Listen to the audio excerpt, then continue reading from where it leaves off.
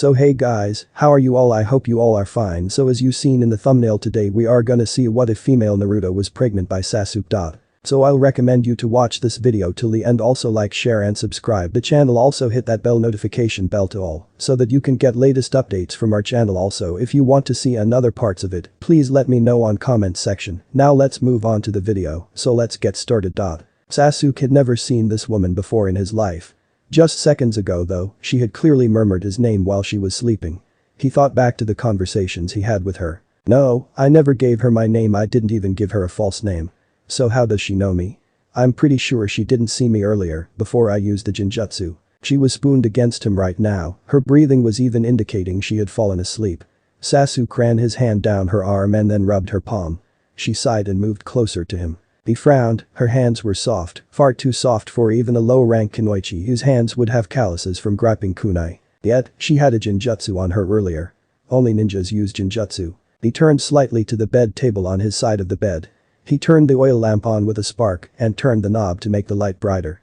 Sasuke turned back to the girl and leaned over her, his elbow resting on the other side of her. Blonde hair, what color eyes did she have? Sasuke closed his eyes and concentrated briefly. While the genjutsu was being dispelled, her eyes had looked into his. Blue, they were blue. Blonde hair and blue eyes, while not exactly rare, were uncommon. The only kunoichi he was familiar with who had blue eyes and blonde hair was Ino Yamanaka. He hadn't seen that girl since he was 13 before he left Konoha. This girl next to him was definitely not her. Ino's eyes had a slight turquoise hue to them and lacked pupils. Also, her hair was a bit paler than this girl's. He inspected her closer, as if he looked hard enough he would recognize who this girl was. Sasuke froze. When Sasuke had shifted, the light from behind him had moved higher onto the girl's face. The light caught something. Shaking, his hand ran over the girl's cheek. His sensitive fingertips felt the 3 horizontal scars on her face. No. That's impossible. He pulled her shoulder a bit and she easily rolled over towards him, her left arm slid over his waist and rested there. She mumbled something he didn't catch, he was too busy staring at her. The same scars are on the other side, what the fuck? There was no doubting who the marks reminded Sasuke of. Only 2 conclusions came to Sasuke's mind. Either A, some chick was stalking Naruto to the point she styled her hair like his and cut 6 horizontal scars on her face. This seemed highly unlikely. And there was the just as insane hypothesis that B, Naruto did something to make himself a girl. Remembering Naruto from how he acted, the blonde teenager was fairly masculine, and Sasuke didn't think Naruto would turn into a girl on a whim. It must have been for a mission. Still, it seemed so ridiculously improbable. The young Uchiha then remembered something from when he was still serving Konoha. Whenever they were camping out on some mission, Sasuke and Naruto would have to share a tent, Sakura would have her own, and Kakashi would sleep outside. Sasuke recalled that Naruto would talk in his sleep sometimes and even answered questions if he was out of it enough. Sasuke lowered himself so he was laying down next to Naruto. She moved closer to him so her head was resting under his chin. Sasuke inhaled.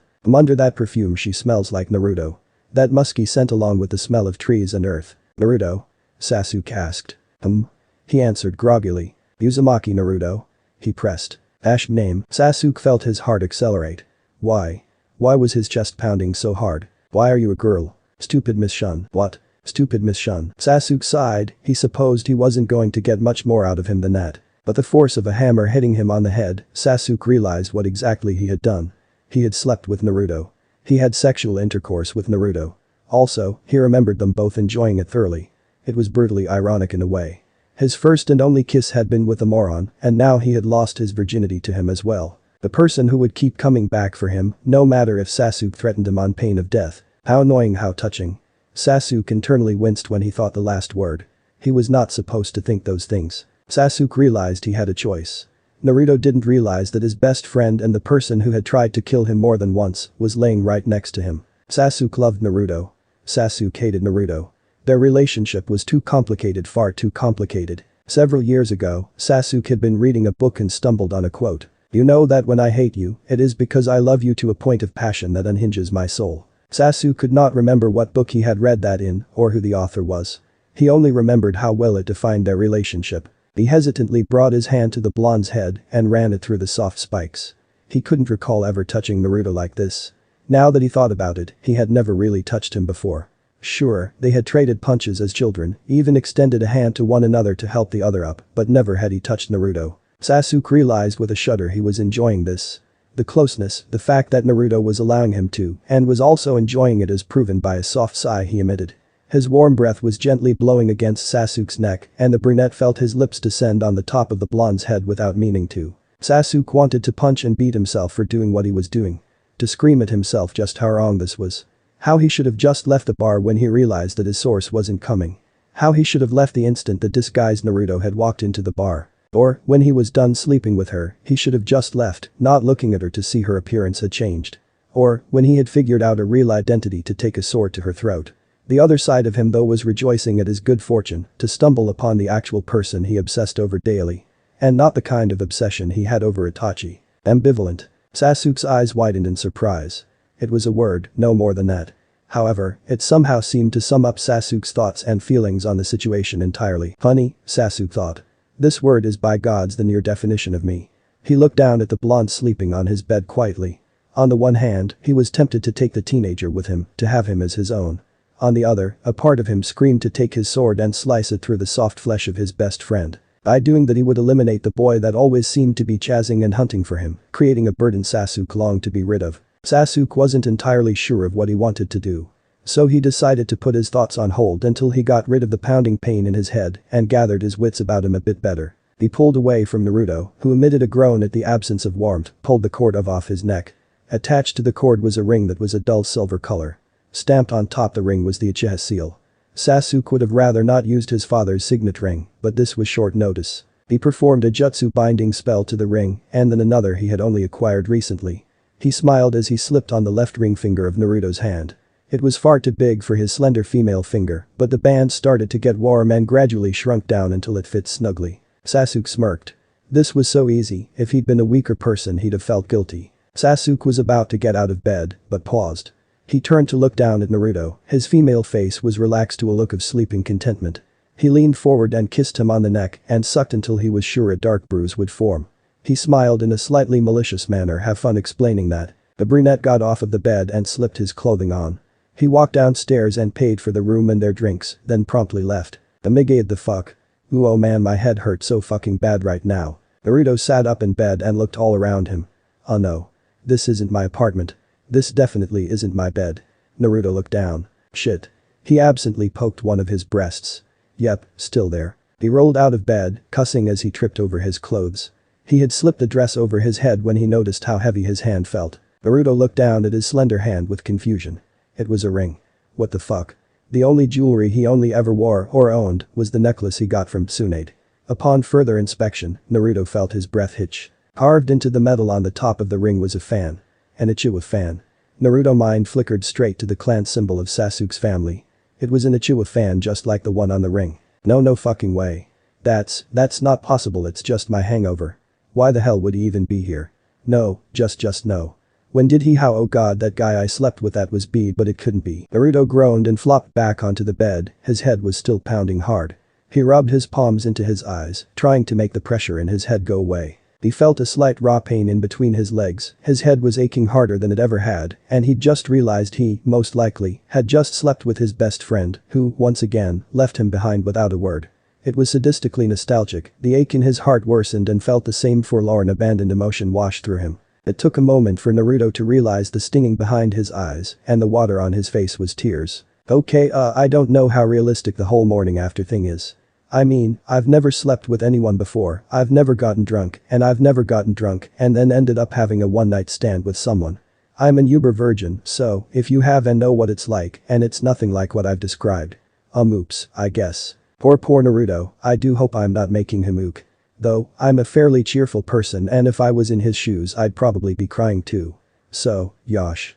Sorry this wasn't as long, but I'm currently working on another Sasuke fic right now. And for those of you who don't know, an Uchiha is a type of fan that doesn't fold. It basically looks exactly like the Uchiha clan symbol. And the clan name Uchiha is in fact a play on the word Uchiha, which is why they have that fan as their clan symbol.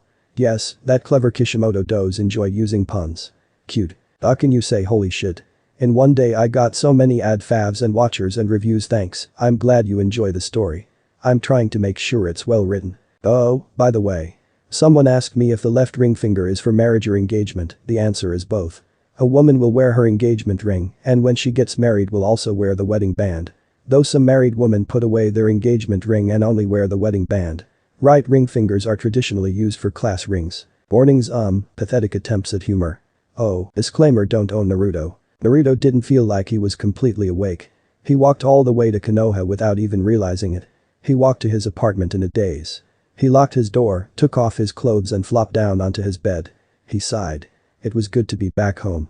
Something gleamed in front of his unfocused yes.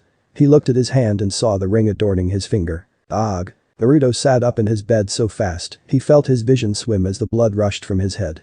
The dizziness only made him angrier. In a rigid motion, Naruto clamped the fingers around the ring and pulled with all his fury. Pop. Naruto heard the strange noise, like a cork from a bottle. Then the pain came. Oh. He looked down, and his eyes widened when he saw his third finger dangling limply. He had dislocated his finger. Sonafamathurfaking Bachafor. Naruto lied back down on his bed and curled up into a ball. He put part of the blanket in between his teeth. The blonde cradled the injured hand and once again grabbed his ring finger. He closed his eyes as hard as he could, then pulled and shoved on the finger. Erg. Naruto released the blanket from his mouth, a dry cottony feeling remained. He looked down at his finger which was throbbing. The ring was still on there tightly. Mocking him. He glared down at it angrily, then sprung out of bed. He stomped down the short hallway into the kitchen and to the counter where he found what he was looking for.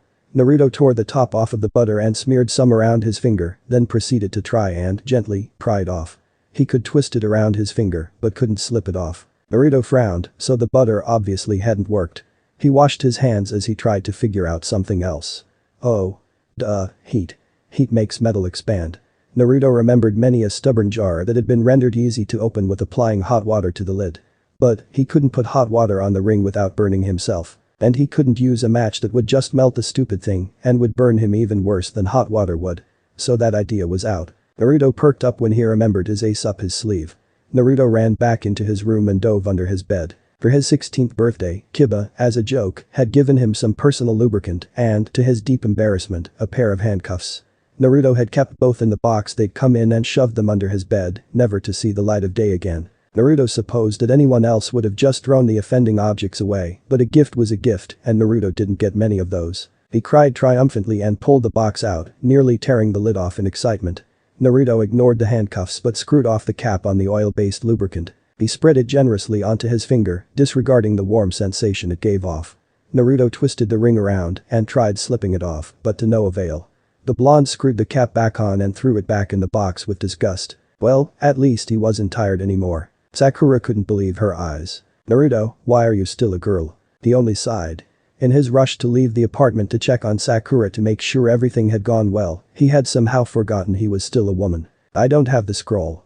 You didn't give it to me. She laughed sheepishly. Oh, I didn't, did I? I gave it back to Tsunade though, you'll have to go see her to get it. Naruto thanked her, and as he turned to leave she put her hand on his arm to stop him. He looked at Sakura with question. She smiled slyly, when you get back I want details on that hot guy I saw with you last night. Naruto paled, then blushed. Sakura inwardly smiled at how cute his girl form looked flustered. Sure. He mumbled awkwardly. Tsunade rested her chin on her hands. She frowned at the girl in front of her. She sighed, the girl looked like she was about to cry from sheer frustration. Naruto, we've tried the jutsu 3 different times now. If you haven't turned back into a male by now, well I'm starting to doubt you will. She could tell from his expression that this was not what he had wanted her to tell him. You can't be serious, why the crap wouldn't I have turned back? Tsunade opened the scroll on her desk for the 4th time and reread it once again. It says here that the user of this jutsu can only be restored to their original form if their body is free of all and any obstructions and or seals to their chakra. Naruto fumed. I don't have any seals on me or obstructions though. Tsunade shrugged. Naruto glared at her. This wouldn't have happened if you hadn't lied to me, you know. If you had just given me a regular B mission and not this weird-ass C mission, I wouldn't have turned into a girl and I wouldn't have slept with Sasuke. Be stuck like this. It's your fault. You fix it, Tsunade. Tsunade winced. Naruto only called her by her actual name when he was pissed off as hell at her. This wasn't often. Shit. He was really angry at her. And truth be told, yes, she shouldn't have lied to him. And it wasn't a very urgent mission that needed her immediate attention. She could have waited until one of the other Kunoichi like Ino, Tenten or Hinata weren't busy. But she'd wanted it out of the way. Okay brat. Look, take the next few weeks off, okay? I'll talk to some other medics I know about this. Naruto frowned. Old lady, if you're the best medic nin in the world and can't do anything about my issue then it's safe to say I'm pretty damn screwed. Tsunade felt flattered at his comment and then relived he wasn't mad at her anymore. Naruto, sometimes it takes a fresh pair of eyes. You just relax, I'll work on this, okay? Naruto sighed but nodded. He hated waiting. It was some odd 4.5 weeks later that Naruto began to feel a bit weird. Every morning he'd get severely nauseous, throw up, and then wouldn't be able to eat anything. Also, he'd been much more irritable lately. It didn't help that every morning he woke up, the first thing he would see is the ring on his hand and would get upset all over again. He tended to snap. Just yesterday Konohamaru had bumped into him. Normally he'd just laugh it off or noogie his head, but that day Naruto had glared at him and told him to watch where he was going. Naruto shook his head. That, on top of the fact he just felt plain wrong. Naruto was naturally energetic and hyper. For the past couple of weeks he'd been feeling absolutely exhausted. He sat up in bed, looking out the window across from him for a moment. It was a clear, beautiful day. A couple clouds were lackadaisically floating by. Naruto sighed. A familiar curdling rose in his stomach and fast as Flash leapt out of bed and paid tribute to the porcelain bowl in his bathroom. Hinata was brushing her hair when a maid knocked on her bedroom door. "Come in, Hanako," her private maid entered. The woman was about 26 years old and she kept her thick black hair in a simple low bun. The woman had a mixed expression of puzzlement and curiosity. "Hinata-sama, there's a young blonde-haired woman here to see you. I had her wait in the foyer." "Blonde-haired woman? Tsunade-sama? Ino perhaps?" "Yes, Ino seems more likely." Hinata smiled graciously. "Thank you, Suname-sen," said woman bowed respectfully, then exited the room quietly. Hinata washed her face, then put on her usual lavender and white jacket. Hinata walked to the foyer where the person she least expected to be was standing there. Hinata for one moment got confused at the blonde girl in front of her, before recognizing the black and orange outfit and the vivid blue eyes, as well as the Kyuubi scars. Naruto, when he had realized it may be a while before he had changed back, had explained the situation to his friends. Hinata had been worried about Naruto, but he had treated his temporary gender bending as something of a mild inconvenience, not something to be overly concerned about. Hinata smiled shyly at Naruto. Naruto weakly smiled back at her. Hinata realized something must be wrong. He was so quiet. "Hey there, Hinata-chan, I have a couple questions for you." She smiled at him. "Of course. Let's go to my room." She led him back to her room. The walls were painted a modest off-white and the floor was a rich wood. There was a small couch and a nightstand with a mirror, and aside from the bed that was the only furniture in the spacious room. Hinata sat delicately on a deep violet couch and Naruto flopped down next to her. She patted his shoulder. "So, what do you want to know?" Naruto was looking at the floor and for a long moment he said nothing. She waited patiently. He normally didn't brood, but she tried not to be too anxious. "I feel wrong, I have a suspicion." For some reason unbeknownst to Hinata he looked at his hand. "But I'm not completely sure. Could you please use the Byakugan on me to see what's wrong with me?" He looked up at her. He looked so delicate and vulnerable. Hinata felt a sudden instinctual urge to protect surge through her. She patted his hand encouragingly. "Oh, of course, Naruto. Just sit up straight." She saw him beginning to lift up the hem of his shirt. "Oh. You don't have to take your shirt off." He nodded and let his hands fall on his lap uselessly. Hinata activated her Byakugan, the veins strained in the skin around her pearl lavender eyes. The young woman focused her eyes on Naruto's interior chakra system.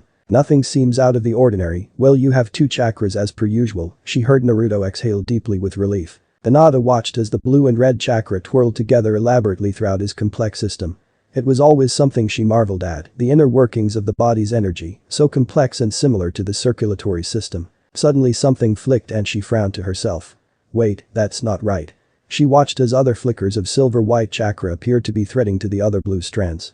They were so thin she didn't notice them at first. Hinata realized that the silver strands were only connected to the chakra that veined through his torso and abdominal region. She followed them back to their source, a small shining ball of white chakra in center between Naruto's lower hips. In the pelvic region. She gasped. Naruto asked uneasily, "What is it, Hinata? What's wrong?" She shook her head. And nothing, but that isn't right. That specific chakra should only appear in women." She paused in her musings. "Wait, perhaps not in mind, but Naruto's body is female right now, so but that means he must have had SSS sexual relations with someone. Double then triple checking to make sure she hadn't made an error. She deactivated her Byakugan. Hinata nervously ran a hand through her long black hair. "And Naruto? I have to ask you a few questions." Naruto leaned back into the comfortable couch. "Yeah, shoot." Her face turned beet red. She looked down a bit and started fidgeting with her fingers. Naruto laughed. "Please, Hinata, I'm dying from curiosity now. What is it?" She only blushed harder. Finally she managed to splutter out. "Have I been having sex?" Naruto cocked an eyebrow. "I'm sorry. I didn't catch that." She calmed herself down. On an awkward scale of 1 to 10 this was about jello. Imagine telling your crush, who has been turned girl, that he is pregnant. Good times, good times. Come on. She would be a doctor someday. She couldn't allow herself to get embarrassed over a simple pregnancy diagnosis. She cleared her throat and looked at Naruto in her most professional, clinically detached face she could possibly muster. Naruto-kun, you're pregnant. Naruto's blue eyes widened comically before he burst into uncontrollable peals of laughter. He actually fell off of the couch. Hinata sighed, well, how on earth did she expect him to act? She crossed her legs and tolerantly waited until she could explain things more in depth to him. He was banging his fist on the floor, laughing so hard his sides were beginning to hurt and tears were streaming down his face. Finally, after about 5 minutes, Naruto managed to crawl back on the couch. A last few remaining giggles escaping him. Oh gods, that was good. He straightened up on the couch and looked at Hinata with a lazy smile. Okay, no really though, what's wrong? Hinata sighed for what seemed like the 8th time. Naruto, I'm serious. Inside of you, there are 3 chakras. Yours is blue and it stems from here, she pointed to his heart.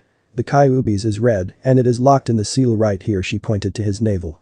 And the 3rd one is your baby's chakra. It's wide and it's located here. She touched a few inches lower than his navel. Yours is from your heart, Kyuubi's is in the seal in your navel, and the baby is of course in your womb. The evidence is there, Naruto-kun, it's black and white. Naruto's normally healthy sun-kissed skin had turned a sickly pallor. Hinata, please tell me this is some sort of joke or something. The look of hopelessness in his azure eyes tugged at her heart violently. She leaned over and embraced him. He stiffened in surprise, then hugged her as tightly as he could. I swear I won't tell anyone, Naruto, if you don't want me to. I won't even tell Tsunade. He was quiet for a moment and then responded, please don't tell anyone, no one can know. Thank you, Hinata-chan. She nodded. Yes, I know, even if you don't love me the way I wish you would, I can still protect you like you have protected me. Naruto entered his apartment. The sound of his feet on the cold wood floor seemed deafening to him. He dropped his keys on the coffee table and flinched, the tinkling crash was so fucking loud. He calmly walked into his bedroom. The blonde curled up in bed, held a pillow to his mouth and screamed. Deep in a forest, several miles from Konoha was a house. It was a typical one-story Eastern-style home on the slightly large side. It was not very noticeable, aside from the fact it was a house in the middle of a forest. No, it was the inhabitants that were interesting. Perrin was lying on a faded blue couch and was scowling up at the ceiling. Sujetsu and Juugo were playing a card game on the coffee table in front of her. The 3 of them were silent as the dead, not entirely sure they were hearing what they were hearing. Sasuke was fucking humming. Admittedly, she hadn't known Sasuke for a long time, but she understood his personality pretty well in her opinion. He had 2 faces, an angry glare and a passive apathetic look. At least, these were the only expressions she's ever seen on him. The door was open and Sasuke was sitting on the porch as he polished his sword. And he was humming. From her vantage point, Karen saw the back of his inky black hair and broad shoulders. She saw him rubbing the blade of his sword with a cloth. The tune Sasuke was humming was a soft melody. It had a dreamlike wistful quality that suited his low velvet voice. Karen felt that something was wrong. Something didn't feel right. It sent alarms off in her head that rang so loud her head ached. Haha, I betcha didn't think I would update this fast. But I did. A gift to all of you for your amazing support. I have finals and graduation coming up, so I have no clue when I'll be able to update again, possibly in June. Happy reading. BTW, the thing about adding hot water to a metal jar lid to make it easier to open is true. I do it all the time. Hold the lid under hot water for 30 seconds or so. Dry the lid with a cloth and while it's still warm, twist the lid open. It helps to use a rubber grip. The sparrow was flying through the sky. A special jutsu had been used on it to help it find the person it was looking for. Its instinct gave a sharp tug to the right. The bird followed the feeling and swooped down low. The chakra it was linked to was close. The bird stopped flapping its wings, instead gliding until it landed on the shoulder of a white-haired man. A middle-aged male turned in surprise to his sudden guest. Oh? What's this? He noticed a piece of white parchment tied carefully to the bird's left leg with orange twine. He carefully untied the burden from the bird's leg. As soon as he did so, the small sparrow flitted off. The jutsu that had clung to it had been dispelled. Jiraiya scanned the letter with growing interest. Hervey Sage, I have a problem. I can ask only you for help. Come to my apartment sometime at night. And you. P.S. Don't let anyone see you come. What the hell is Naruto's problem? Jiraiya had been away for the past 2 months for research. He had been thinking about going to Konoha anyway, but now his student had just given an actual incentive. Don't let anyone see you, please. What does he think I am, some pathetic genin? All was still and quiet in the sleeping town of Konoha. Except for a few strategically placed Anbu Black Ops, there was no one out on the streets. Jiraiya slipped past all the guards unnoticed and walked quickly down a familiar alleyway. The novelist sighed when he spotted the apartment. It wasn't that it falling apart, it just seemed sad somehow. The building seemed tired, worn out and run down. It seemed to sag a little, possible tired, and didn't see the need to stand up straight like it did when it was young. The passing wind and rain and snow of the years had exhausted the abode, causing it to long for the day when it could finally rest. He chuckled. Who says I can't write anything but erotica? He walked up the stairs and knocked on the door. It seemed to protest with a creak when he did. Jiraiya heard shuffling behind the door, a scrap of the locks clicking out of place, and then the door was tentatively opened. Jiraiya's eyes widened. There was a petite blonde-haired blue-eyed girl at the door. Weird, she could have been Naruto's little sister. He stepped back and looked around. Yeah, this was where Naruto's apartment was. It had always been his. What the hell? He flushed in confusion. Oh, excuse me miss, it appears I've mistakenly gone. Would you just hurry up and get in here, pervy sage? I don't want anyone to see you. Jiraiya looked down in surprise. The lighting was poor, but his eyes had adjusted, and only now did he notice the 3 scars dotting the sides of the young woman's face. The Sannin looked flabbergasted. Kid. Nah, Naruto. The girl scowled. Yes, you perv, now get in here. She moved away from the door and gestured with her hand to enter the room. Jiraiya shook his head in bewilderment. This can't be a trap, right? If that's really Naruto, what's with the girly getup? Naruto closed the door and slid the deadbolt home. The blonde stood facing the door, not looking at Jiraiya. So? That's really you, Naruto? What the hell? Turn back already. Naruto turned around and stared sullenly at Jiraiya. I can't. Jiraiya sat down on the beaten orange couch in the living room. Naruto walked over and sat in a blue armchair across from him. Okay, care to enlighten me? Jiraiya asked. Instead of answering, he started playing with a ring on his finger, idly twisting it around as he tried to form his words. I can't turn back because I'm pregnant and also for. Naruto was interrupted by his teacher's hysterical laughter. Okay, what the hell? It's really beginning to bug me. So just tell me, did you get laid or something? Cause you were humming earlier and yeah. You were humming earlier.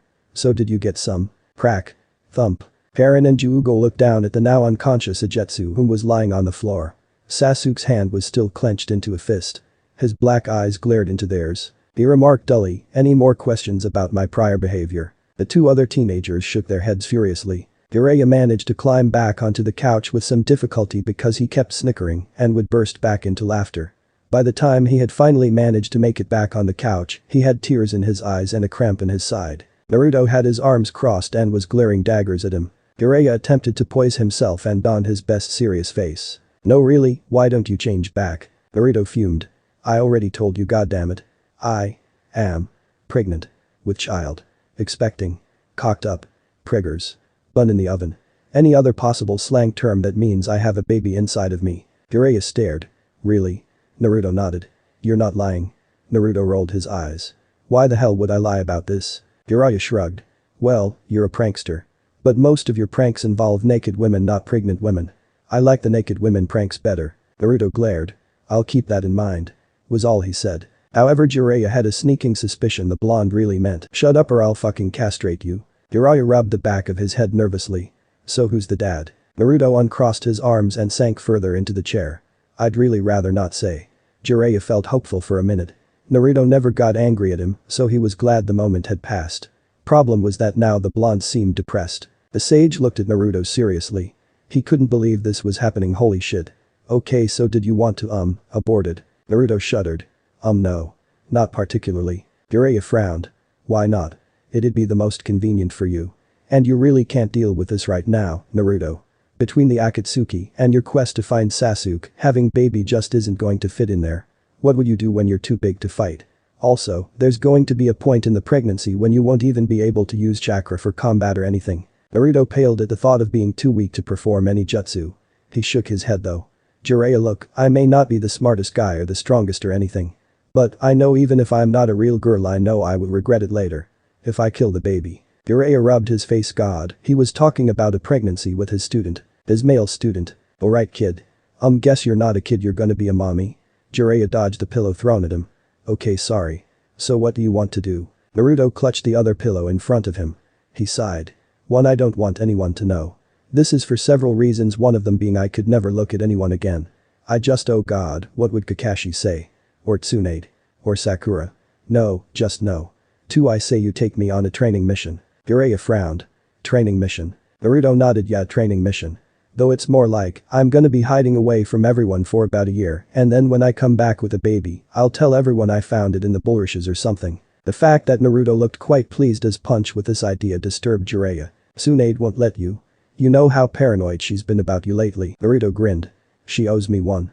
It's indirectly her fault I'm like this, it's mostly mine, though I shouldn't have gotten drunk and slept with that guy. I believe that's called date rape." Naruto. "Shut the hell up. He was drunk too." "Wait, yeah, he was drunk too. Uzumaki Naruto does not get raped." Jiraiya rolled his eyes.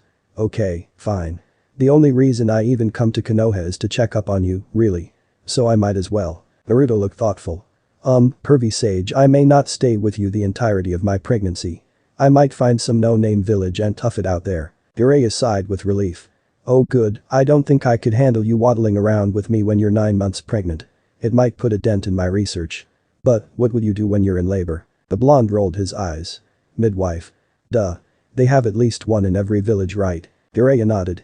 "Okay, Operation Sneak Out Pregnant Naruto is in order. Phase 1 lied at Tsunade like a lying liar who lies." Naruto was not a thinker. He was the type of person who would make spontaneous decisions that seemed to be easiest in whatever situation he was in. Example. Best friend Sasuke runs away to be Orochi bastard's bitch. Decision. Run after said bitchy best friend and bring back home. Failed for now. Any other day, Naruto would love to find Sasuke and attempt to drag him back to Konoha. However, Naruto didn't think he would be able to stand seeing his lost friend right now, he was just teensy bit pissed off as hell with him right now. Especially now that Sasuke had knocked him fucking up. It wasn't as if he had known that the sandy blonde stranger at the bar was Sasuke, and technically he didn't say he couldn't get him pregnant, but he didn't say he could either. There was a line between best friends and fuck buddies. Sasuke had not only crossed that line, but he had also set it on fire and blown the rest of the remains to smithereens. Naruto had gotten the shaft. In more ways than one. Anyway, back to the subject at hand, so when Naruto found out he was pregnant, he decided to do the simplest thing that came to mind, run the fuck away. Which was what he was currently trying to do. Just as soon as he succeeds in completing phase 1 of the plan Jiraiya and Naruto had concocted last night. "The training mission, Brad?" Tsunade asked, slightly stunned. Naruto nodded. "Yeah, I'm just not strong enough, I think, going on a leave for a while. Jiraiya said he was going to go traveling for research and offered me to come along. And who knows, maybe we'll find someone who can cure my little problem." Tsunade's mouth was slightly agape. She looked up and down Naruto's body and frowned. But you are still a girl." Naruto rolled his eyes theatrically. "Yes, I realize that. Still, I'm going to be stuck in this body cause we haven't figured out what's wrong with me yet." Tsunade sighed. "Well, I tried everything I could think of to get it off. But it seems like for some reason or another that jutsu is stuck on you for now." Naruto sulked. Yeah. He had a sneaking suspicion that the ring was the cause of all of this. After his little freak out the other night, he desperately tried to once again take the damn thing off. In his mind he flipped through all of his failed attempts at loosening the ring around his finger. Butter, oil, shampoo, dish soap. He even had grabbed a pair of pliers at one point to try and pry it off, but the ring had remained defiantly snug on his finger. Naruto looked down on it again, the gleam of the platinum metal somehow seemed smug to him. He didn't need his left ring finger for anything, right? Naruto thought darkly. The thought made him stop and think. What would happen to the baby though? If Naruto got the ring off, which was most likely impossible, and performed the seal, he would turn back into his original male self. So he would no longer have a womb, and the baby would die. Would it just disappear? Or would its tiny corpse remain in his body? Naruto shivered at the thought. Anyway, Bachan, I really just kinda wanna get away for a while. Everyone's been weirded out that I'm a girl. Well, not Hinata or Sai. He just said, well, considering the fact that you didn't have a dick before either, it isn't much of a change. She ran a hand through her hair. How long? Naruto looked at her with all the seriousness he could muster. 2 years. Tsunade scowled. Ha ha ha ha ha no. Thank you, come again. Naruto pressed on, determined. Come on. 2 years. That's nothing, I was gone for 3 before. I'll be with Jiraiya the entire time again. Nothing will happen, alright. Tsunade folded her hands under her chin. Alright, Naruto. I'll write you a training mission leave. I have just 2 conditions. Naruto nodded, encouraging her to continue. 1. No Akatsuki. Just stay the hell away from them for now. No problem. I like being alive, thank you very much. Good. And 2. No chasing after Sasuke. Naruto's anger swelled up at the man's name. Definitely no problem. He growled out from between clenched teeth. Naruto calculated in his head. Less, if I'm priggy for 9 months and I've already been pregnant for 1. 9 minus 1, so I'll be pregnant for 8 more months. And 18 months minus 8, I'd have about 10 months to take care of the kid and come back to Konoha with him or her. Naruto could claim he found the baby in an abandoned village or another bullshit story. Everyone would believe that, right? Unless the baby is the spit image of Sasuke or me. Fuck. Well, black hair and blonde hair isn't uncommon, so it should be fine. Naruto finished packing away the last of any weapons he might need. Jiraiya was sitting on Naruto's bed as he wrote something in a notebook. Possibly something for the latest installment of his novel. Jiraiya looked up when he heard the zipper of Naruto's backpack hiss shut. Not too heavy, okay? You're already carrying precious cargo. And also, we should get you some lady clothes. Naruto frowned. What's the point of having new clothes if I'm just gonna get bigger soon? Jiraiya put the small notebook in the pocket on the inside of his vest. Look, we're trying to remain inconspicuous. We'll get some girl clothes for you tomorrow, okay? Naruto huffed as he pulled the backpack on. Fine, but I am not wearing a skirt. Ever. Jiraiya laughed. I would never let you live that down. Sasuke was somewhat confused. An emotion that he was for the most part unfamiliar with until recent events. He looked around the small apartment he had just infiltrated. No sign of the person he was looking for. He entered the bedroom and an picture caught his eye. The photograph depicted 3 youths and an adult. The man was smiling, his hands were resting on a brunette and blonde's head. A pink-haired girl was smiling cutely in the center. The brunette looked sullen, he probably would rather be training. The blonde was grimacing angrily, but somehow it still managed to be a grin at the same time. Sasuke looked around the empty bedroom once more. Naruto? Where did you go? Geez, did I use enough page breaks? Okay, so there's the latest chapter. Betcha weren't expecting Naruto to run away, did ya? Wahahaha. For God's sake, Naruto, can't you pick a garment that doesn't look like an orange took a gigantic shit on it? Naruto huffed at Jiraiya. Hey. You wanted me to pick out girl clothes. I'm getting girly clothes, so shut up. I want it to be orange. It's going to be orange. Jiraiya was sitting boredly in an uncomfortable chair, critiquing the newest outfit Naruto had chosen. It was certainly practical as far as female attire goes. Naruto was wearing a pair of black pants that went down to his knees. The overcoat he was wearing was a dull burnt orange and fell just slightly above the knees. The coat was short-sleeved with a hood and Naruto donned a pair of black gloves that were fingerless and went up to his elbow. Over the hand was a protective metal plate made for blocking flying kunai and other weapons. 2 belts crisscrossed on his waist with a pack filled with weapons and a med kit attached to each one. His shoes were pretty much identical to the ones he wore as a boy, only these were smaller to fit his now more petite shoe size. He kept the head guard he had when he was male, but now had it tied around his neck in a tribute to Hinata. He had gone back to the Hyuga estate before he left. He thanked her profusely, and the sweet girl had smiled, saying she wouldn't tell anyone the real reason behind him leaving. She had also given him a small compact book on pregnancy and some prenatal vitamins he would need to start taking. He kept them now in his left waist pack. Someday, he would repay Hinata for everything she had done for him. That girl was a living saint. Jiraiya sighed impatiently. Fine. Fine. We'll get that one.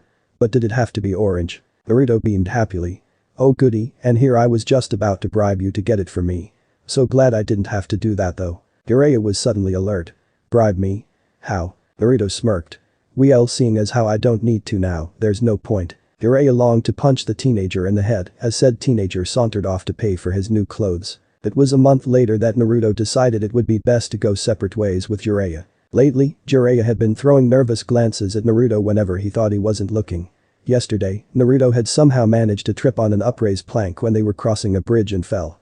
Jiraiya damn near had a conniption fit and spent the next half hour fussing over Naruto and checking and rechecking for any wounds and if the baby was okay. Naruto appreciated Jiraiya's concern, but after living by himself since the age of 9 or so, he had grown to be a very independent young man. Jiraiya's constant anxiety was making Naruto feel smothered, which was never a good thing for the blonde. They had wandered to a small village by a forest. Jiraiya had wanted to refill on their provisions, and as Naruto looked around the quaint humble village he found that he liked it quite a bit. A couple of children were playing with a colorful rubber ball as their moms sat together on a bench and chatted cheerfully with one another. Naruto smiled and felt an unknown emotion creep up his body. It wasn't bad, just different. It felt somewhat similar to nostalgia. He looked up above him. Somehow without all the large buildings, the sky just seemed so much brighter. Jiraiya came back from the shop and grinned when he spotted Naruto in the middle of the road looking at the sky. His smile faded. Is it really a good idea for him to just be standing the road? There aren't any carts or horses or anything, but you never know. Oh gods, what if a freak runaway horse-drawn cart were to run right into him? Oh shit. Nah, Naruto. Jiraiya called in a somewhat panicked manner. Said blonde turned around and smiled lazily and walked relaxingly back to his sensei. Hey, pervy sage. What's up? He looked curiously at his sensei who suddenly had a relieved look on his face. Jiraiya grinned down at him. So, shorty. Ready to head out? Naruto felt that awkward feeling creep up into his gut. The feeling you get when you need tell something brutally honest to one of your friends but don't want to hurt their feelings. Hey, no pervy sage, I was thinking I would just stay here. It's out of the way and stuff, no one would find me or anything. Plus, I've been getting more tired as we've gone on. At this rate, I'll just be slowing you down. Jiraiya looked at Naruto thoughtfully and then looked around at the village. It seemed safe enough. But still, Naruto was like a grandson to him. He didn't like the idea of his second favorite student being left in an unfamiliar place such as this. Are you sure, Naruto? I mean, we can wait a bit longer. Naruto shook his head. No, really, it's fine. You mentioned you had some stuff to talk about with your toad friends, and I'm just slowing us down more each day. Seriously. Go ahead. I'll be fine. Jiraiya frowned, not completely convinced. Where will you stay? Do you even have enough money to stay here for 9 months? Naruto smiled. Actually, I'm 2 months pregnant, so I only have 7 more months to go. And I never spend my money, so I have tons saved up. I brought it all with me, so I should be fine staying at the local inn. It's down the main road a bit. Jiraiya sighed. He had trouble remembering, but according to Konoha, Naruto was a man. He could make his own decisions now. Even if it stung just a little, deep in Jiraiya's heart. He grinned. Well, brat. If that's the way you want to be, then so be it. Naruto grinned back, glad that Jiraiya's somber mood had lifted. Sasuke was sitting on a boulder, absently twirling a kunai around his left index finger. His other arm was propped up on his knee, and his hand was holding his face in a contemplative position. He was currently ignoring his 3 other teammates who were looking at him uncomfortably. It was Suigetsu who dared to break the silence. So what's up? Sasuke glared at him before speaking. We have a problem. I have several sources that have been keeping me updated on Uchiha Itachi's whereabouts. It turns out that in the past 2.5 months every single one of them has been murdered. Even the one I met with not long ago, from Suna. I don't think Itachi is doing this. He wouldn't bother with something like that. He only kills on orders or people who get in the way of his target. Eren frowned and then offered up somewhat hesitantly, perhaps it was a coincidence. Sasuke's eyes narrowed at her. I had 15 sources. They were scattered in villages in Konoha, Suna and Mist. The odds of them all having been killed by different hitmen within a few weeks of each other is probably incalculable. Sasuke stood up abruptly. Change of plans. There's a village not far from here. We'll go there to resupply, and then we'll just have to think of another way to get information on Uchiha Itachi's location, or at least the direction he may be heading in. His 3 teammates stood up. Once more they were confused all over again. The other day, Sasuke had seemed to be in a good mood. About a month ago he disappeared for 3 days, and when he came back it seemed like a dark cloud was looming over him. It was just really weird. About an hour later they made their way through a village. Of course, there were stairs. It wasn't as though they were very inconspicuous. Yugo was nearly 7 feet tall, Karen and Suigetsu both had unusual hair coloring, and Sasuke's brooding handsome features didn't help matters much either. Eren scoffed annoyed. Gods, you'd think they'd never seen shinobi before. Yugo interjected softly. Karen, I don't actually see any shinobi around here. I don't think this village has any. The red-haired girl looked around. Now that he mentioned it, it was true. There really weren't any shinobi anywhere. How weird. How the hell did they protect themselves? She paused in her steps, thoughtful. Why would a village not bother having a single shinobi? That's just stupid unless they had something that made them strong enough to go without any ninja. The gravelly deep voice broke her out of her reverie. Karen? Why are you stopping? Do you feel sick? She looked up to see Jugo looking at her with sincere concern in his eyes. Inwardly, she felt a prick of affection hit her. Jugo could be scary, really terrifying, but in the end he was more like a sheep in wolf's clothing. She shook her head. No, I was just thinking. Sorry. He nodded, placated and stood up straight, rising back up to his full nearly 7 feet. Okay, maybe a sheep in a grizzly bear's clothing. Yikes. Naruto smiled at the sweet innkeeper's daughter. She had long pale brown hair and gray eyes. She was taller than him, he noticed to his chagrin, and had a very soft voice. She achingly reminded him of Hinata. His hand fingered the headband around his neck as he thought back to his dear friend back in Konoha. Gods, he prayed, don't let anything happen to that girl, please. Her name was Mitsuki, and she was engaged to the village doctor's apprentice. Jin was his name, was currently leading him up the stairs to his room, all the while chatting to him amiable. Well, here you are. I'm sorry, I never caught your name. Naruto smiled at her again. Natsuko Yuzu is my name. Right, Yuzu-san. Well, here is your room, Yuzu-san. I hope it's to your liking. I just cleaned and aired it out today. He looked at the spacious room and the lovely natural light that filtered in from the large bay window. The furnishings consisted of a simple double bed, a small table and a seating area. He looked at Mitsuki happily. It's wonderful, I'll take it. The next morning, Naruto believed he had full rights to be pissed off at Sasuke. First of all, morning sickness. What a joy that turned out to be. With every heave of his stomach, Naruto cursed Sasuke in his mind, praying that the missing nin trip over his own feet or accidentally nick himself with his own blade. However, this was nothing compared to the atrocity that Sasuke had caused to befall the blonde. He hadn't had ramen in the past month and a half and decided he was long overdue to feast on his beloved noodle dish. Naruto took a quick shower, then headed downstairs and sat down at one of the tables. He inwardly celebrated when he saw various dishes of ramen were on the menu. Mitsuki came by to take his order and tell him good morning. The girl barely had time to ask him if he wanted something to drink when Naruto had asked her to bring him some pork ramen. Mitsuki had smiled and flitted off to tell the chef the latest order. Naruto's hand went into the left pack at his waist to take out a bottle. He opened the glass bottle and took out one of his prenatal vitamins. Naruto swallowed it dry and slipped the bottle back into his pack, exchanging it for the small book on pregnancy Hinata had given to him. "Okay, when does this morning sickness crap end?" Naruto looked through the index and then flipped to the proper page, scanning it until he found what he was looking for. Morning sickness affects 70% of pregnant women and will usually dissipate after the first trimester. He groaned. Oh crap. He had to endure another entire month paying tribute to the porcelain god of shit and vomit. "Ah, Yuzu-sama, your ramen is here." Naruto beamed at the girl as though she was an angel sent to him by the ever-amiable god of ramen and other assorted noodle dishes. "Oh my god, thank you so much." You have no idea how Naruto abruptly paused in his praising. Something was wrong. Something was very, very wrong. He smelled the broth and out of nowhere felt his stomach curdle in disgust. Naruto felt a flood of dread steep through him as every fiber of his being screamed out in rejection against the noodle and pork dish. He stood up so fast, the chair behind him clattered to the floor loudly. Mitsuki looked at him with raw surprise on her face. "Yuzu-sama. Is something wrong with the food?" He looked at her mournfully. No, the food is fine. I just can't eat it." She looked at him somewhat puzzled. He had to admit, what he just said didn't make much sense at all. Naruto rubbed his forehead, irritated with himself. I'm pregnant and apparently, I can't eat ramen." Mitsuki looked so excited and even emitted an overjoyed girlish squeal.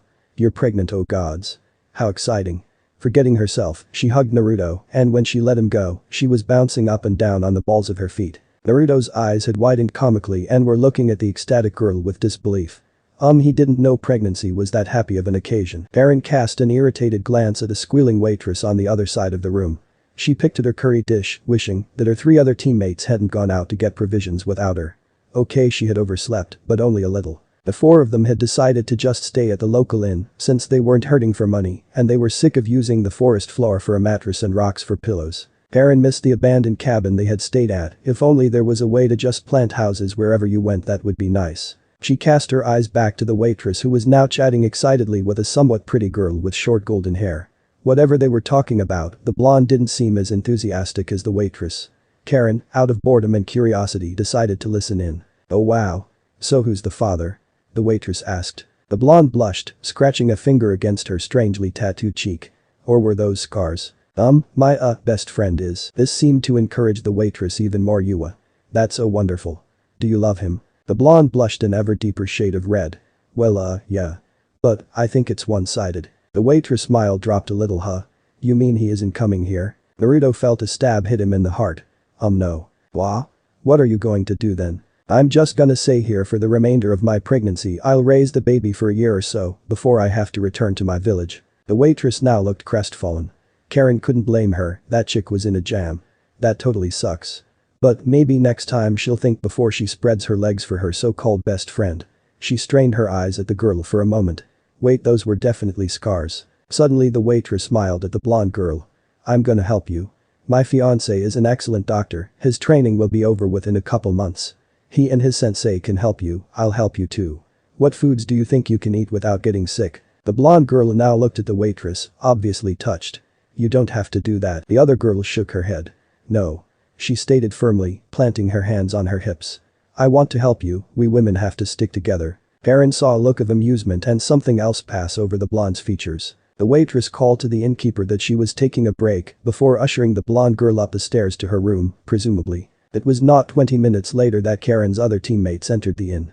They spotted her boredly sitting at a table and sat down with her. The waitress from before was done taking her break and done talking to the blonde and took her teammates' orders. Sujetsu ordered 7 glasses of water, Jugo asked for a baked vegetable platter, and Sasuke wanted hot tea. Karen didn't want anything. Eren sighed, well, at least her friends, using the term as loose as a $1 whore, were here with her now. Sujetsu chugged down his first glass before turning to her. "So, anything interesting happened while we were out?" Karen shrugged. "Not really, there was some drama with this chick that was knocked up. She said she got pregnant by her best buddy, but I think that's a lie." Jugo frowned. What do you mean? Eren gestured to her own face. She had scars on her cheeks. I'm thinking she got raped by some sick fuck who decided to carve her up. Yugo frowned unhappily. Sujetsu shrugged. Well, there are some messed up people out there. Did you say scars? 3 pairs of eyes turned to look at Sasuke, who was eyeing Karen over his cup of tea. She looked at him surprised. Why does he care? Yeah. He lowered his cup, instead folding his hands and leaning his chin on them. What did they look like? The scars? Oh, like horizontal lines. I think 3. Yeah, 3 on each cheek. I'm pretty sure. Describe the pregnant girl. Was she showing? Yugo and Sujetsu looked completely floored. No, she said she had morning sickness, which is usually in the first trimester. She was totally flat. What was her hair and eye color? Eren frowned, but complied. Blonde, and her eye color? She was kinda far away, but they were lightish. Not brown or black, maybe green or blue. Golden blonde. Yeah. Sasuke suddenly smirked. She wasn't wearing orange by any chance, was she? Eren looked at him, now completely flabbergasted. Yeah, a lot of it. Orange and black. Sasuke stood up without warning. You all stay here. I'll be back later. Don't come after me. He ordered coldly. He turned to Karen. Where did the blonde go? Karen jerked a thumb in the up direction. Upstairs. I don't know what room she's in though. Right. He turned around and ascended the stairs. His teammates felt that he much resembled an animal carefully stalking its prey. Naruto was sitting on the window seat. It was the afternoon, the sun was high, filling the room halfway with light. He enjoyed the feeling of the warmth washing over him, the heat tingling pleasantly on his exposed skin, and even warmed him under his clothes. You look quite lovely like that. Naruto felt his heart skyrocket and he ungracefully stumbled to his feet. The young man felt the color drain from his face when he realized who was standing in front of him. Saw Sasuke. His voice sounded pathetically small. Sasuke smiled at the blonde, his black eyes trailing up and down his body calculatingly. Hello Naruto, I have a few questions for you and you are going to answer them all. Okay guys, I have some very good reasons for why I haven't updated in a while. I've been preoccupied with the house and packing things away and getting it ready for people. Then my mom had to have an emergency appendectomy. There were complications with her recovery and we had to go to the hospital again. There was an abscess and they said she had pneumonia, but apparently she didn't and it's just been really fucked up over here. I've sorta become her nurse and I have admittedly had time to myself, but whenever I do, I just don't have the inspiration to write the Sassonarum prig goodness that you all came to read. I know I sound like I'm just bitching a fit and I'm really sorry for making y'all wait. I love this story and I'm not going to give up on it. I'll update when I can, thank you so much for reading and reviewing. I'll update hopefully soon. Thanks for putting up with me. Naruto stood numbly on his feet, he no longer felt warm. Instead, it seemed as though the heat had been sucked out of the room since Sasuke came in.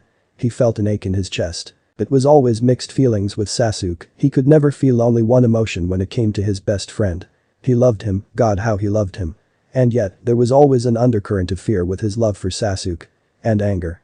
Lots of anger, for different things, for hurting all their friends and comrades when he left, for trying to kill Naruto for power. It hurt, Sasuke had deeply hurt Naruto, and while Naruto still loved him, he felt almost no trust in the slightly older man. Sasuke had saved his life on a whim, and 3 years later he had tried to kill him on a whim. Sasuke was like controlled chaos, lethal and would lash out anytime he pleased without warning. That scared Naruto more than anything. Naruto, did you hear me? The blonde nodded before asking. Did you find me?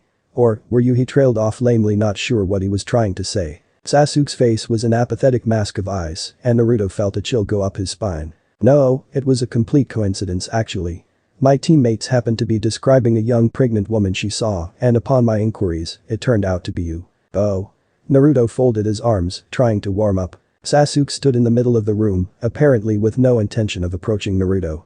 He tipped his head slightly to the side, in a gesture that almost imitated childish curiosity, though Naruto knew it was of contemplative analysis. Alright Naruto.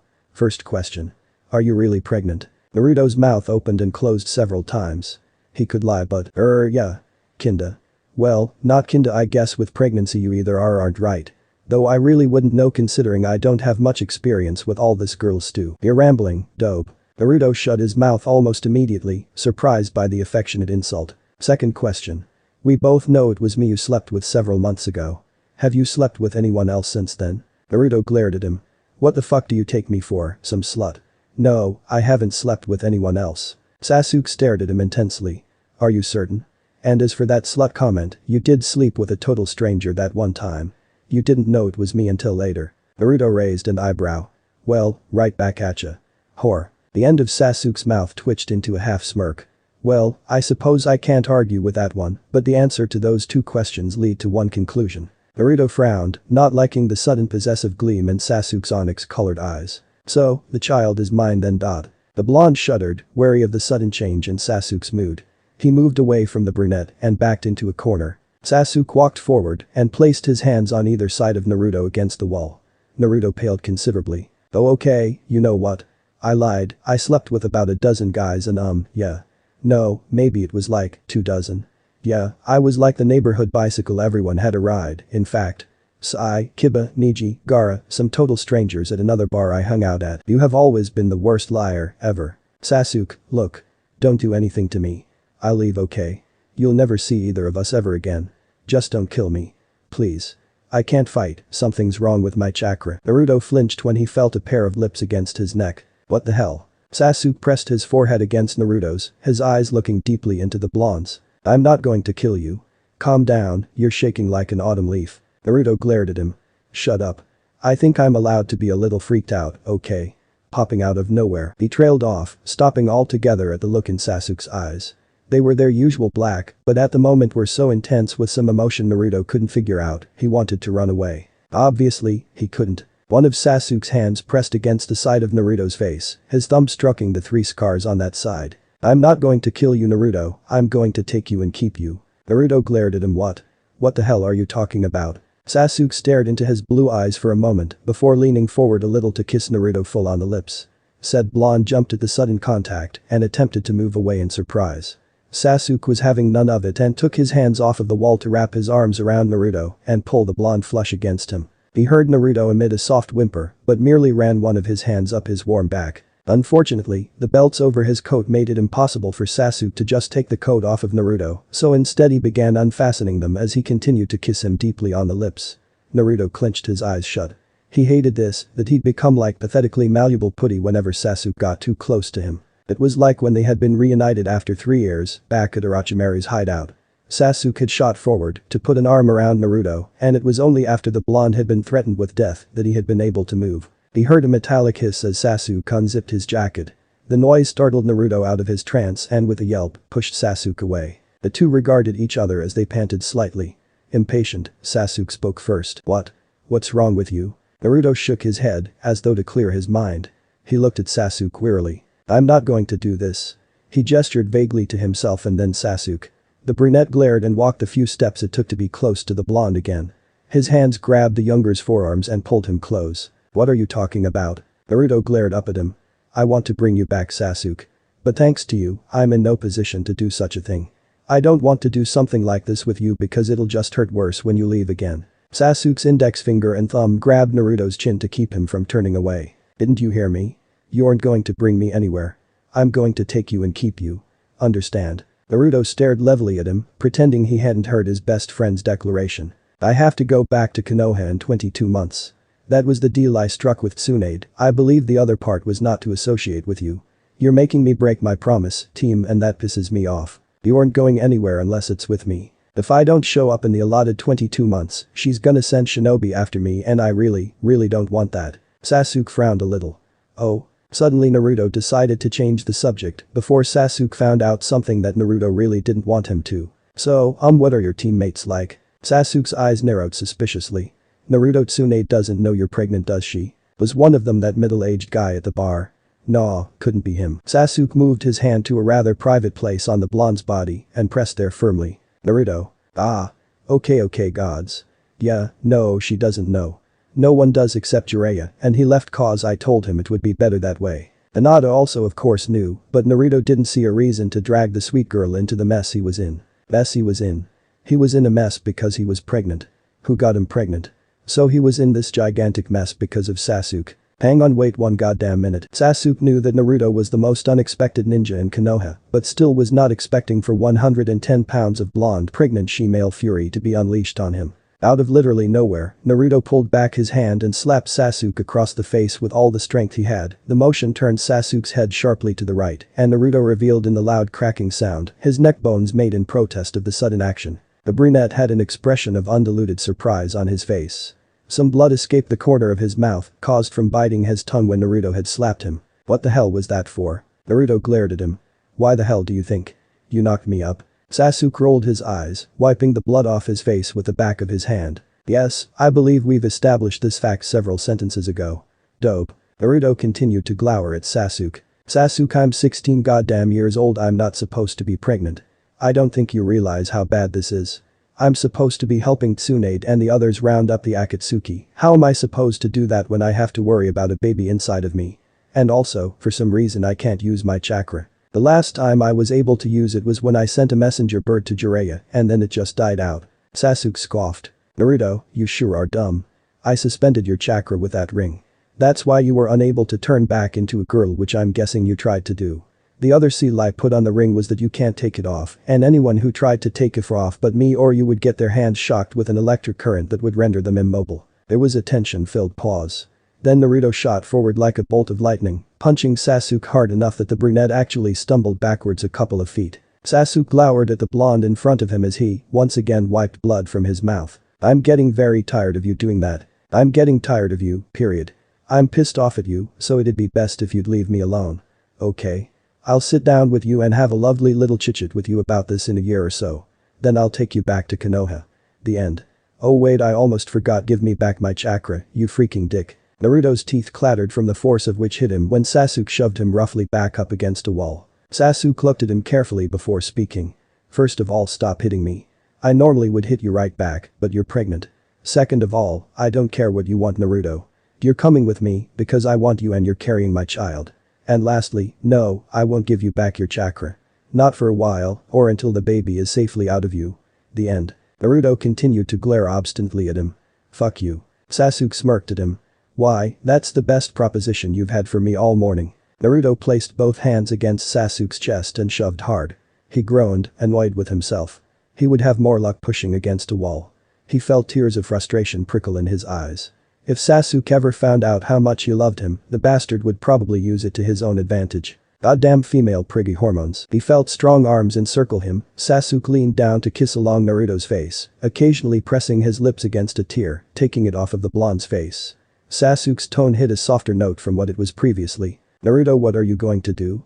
Stay here. You're like a sitting duck, you know the Akatsuki are looking for you. What do you think they're going to do to you once they find you? Do you think they're going to care that you're pregnant? They'll suck the Kyuubi out of you, killing you and our child in the process. Your best option is to come with me. Naruto frowned and pressed his head into Sasuke's chest. His words came out slightly muffled, I'm not happy with you right now. In fact, I'm really pissed. Sasuke ran a hand through the blonde's hair. Happy that though he claimed otherwise, Naruto's anger had dissipated. I know that. And you're taking this much better than I thought you would, though I suppose it helps that you can't blast me through a wall. If I could use my Rasengan, you'd be eating it. Let's expend your energy in a more healthy way. Huh? Sasuke tipped Naruto's head back up so that he was looking at him.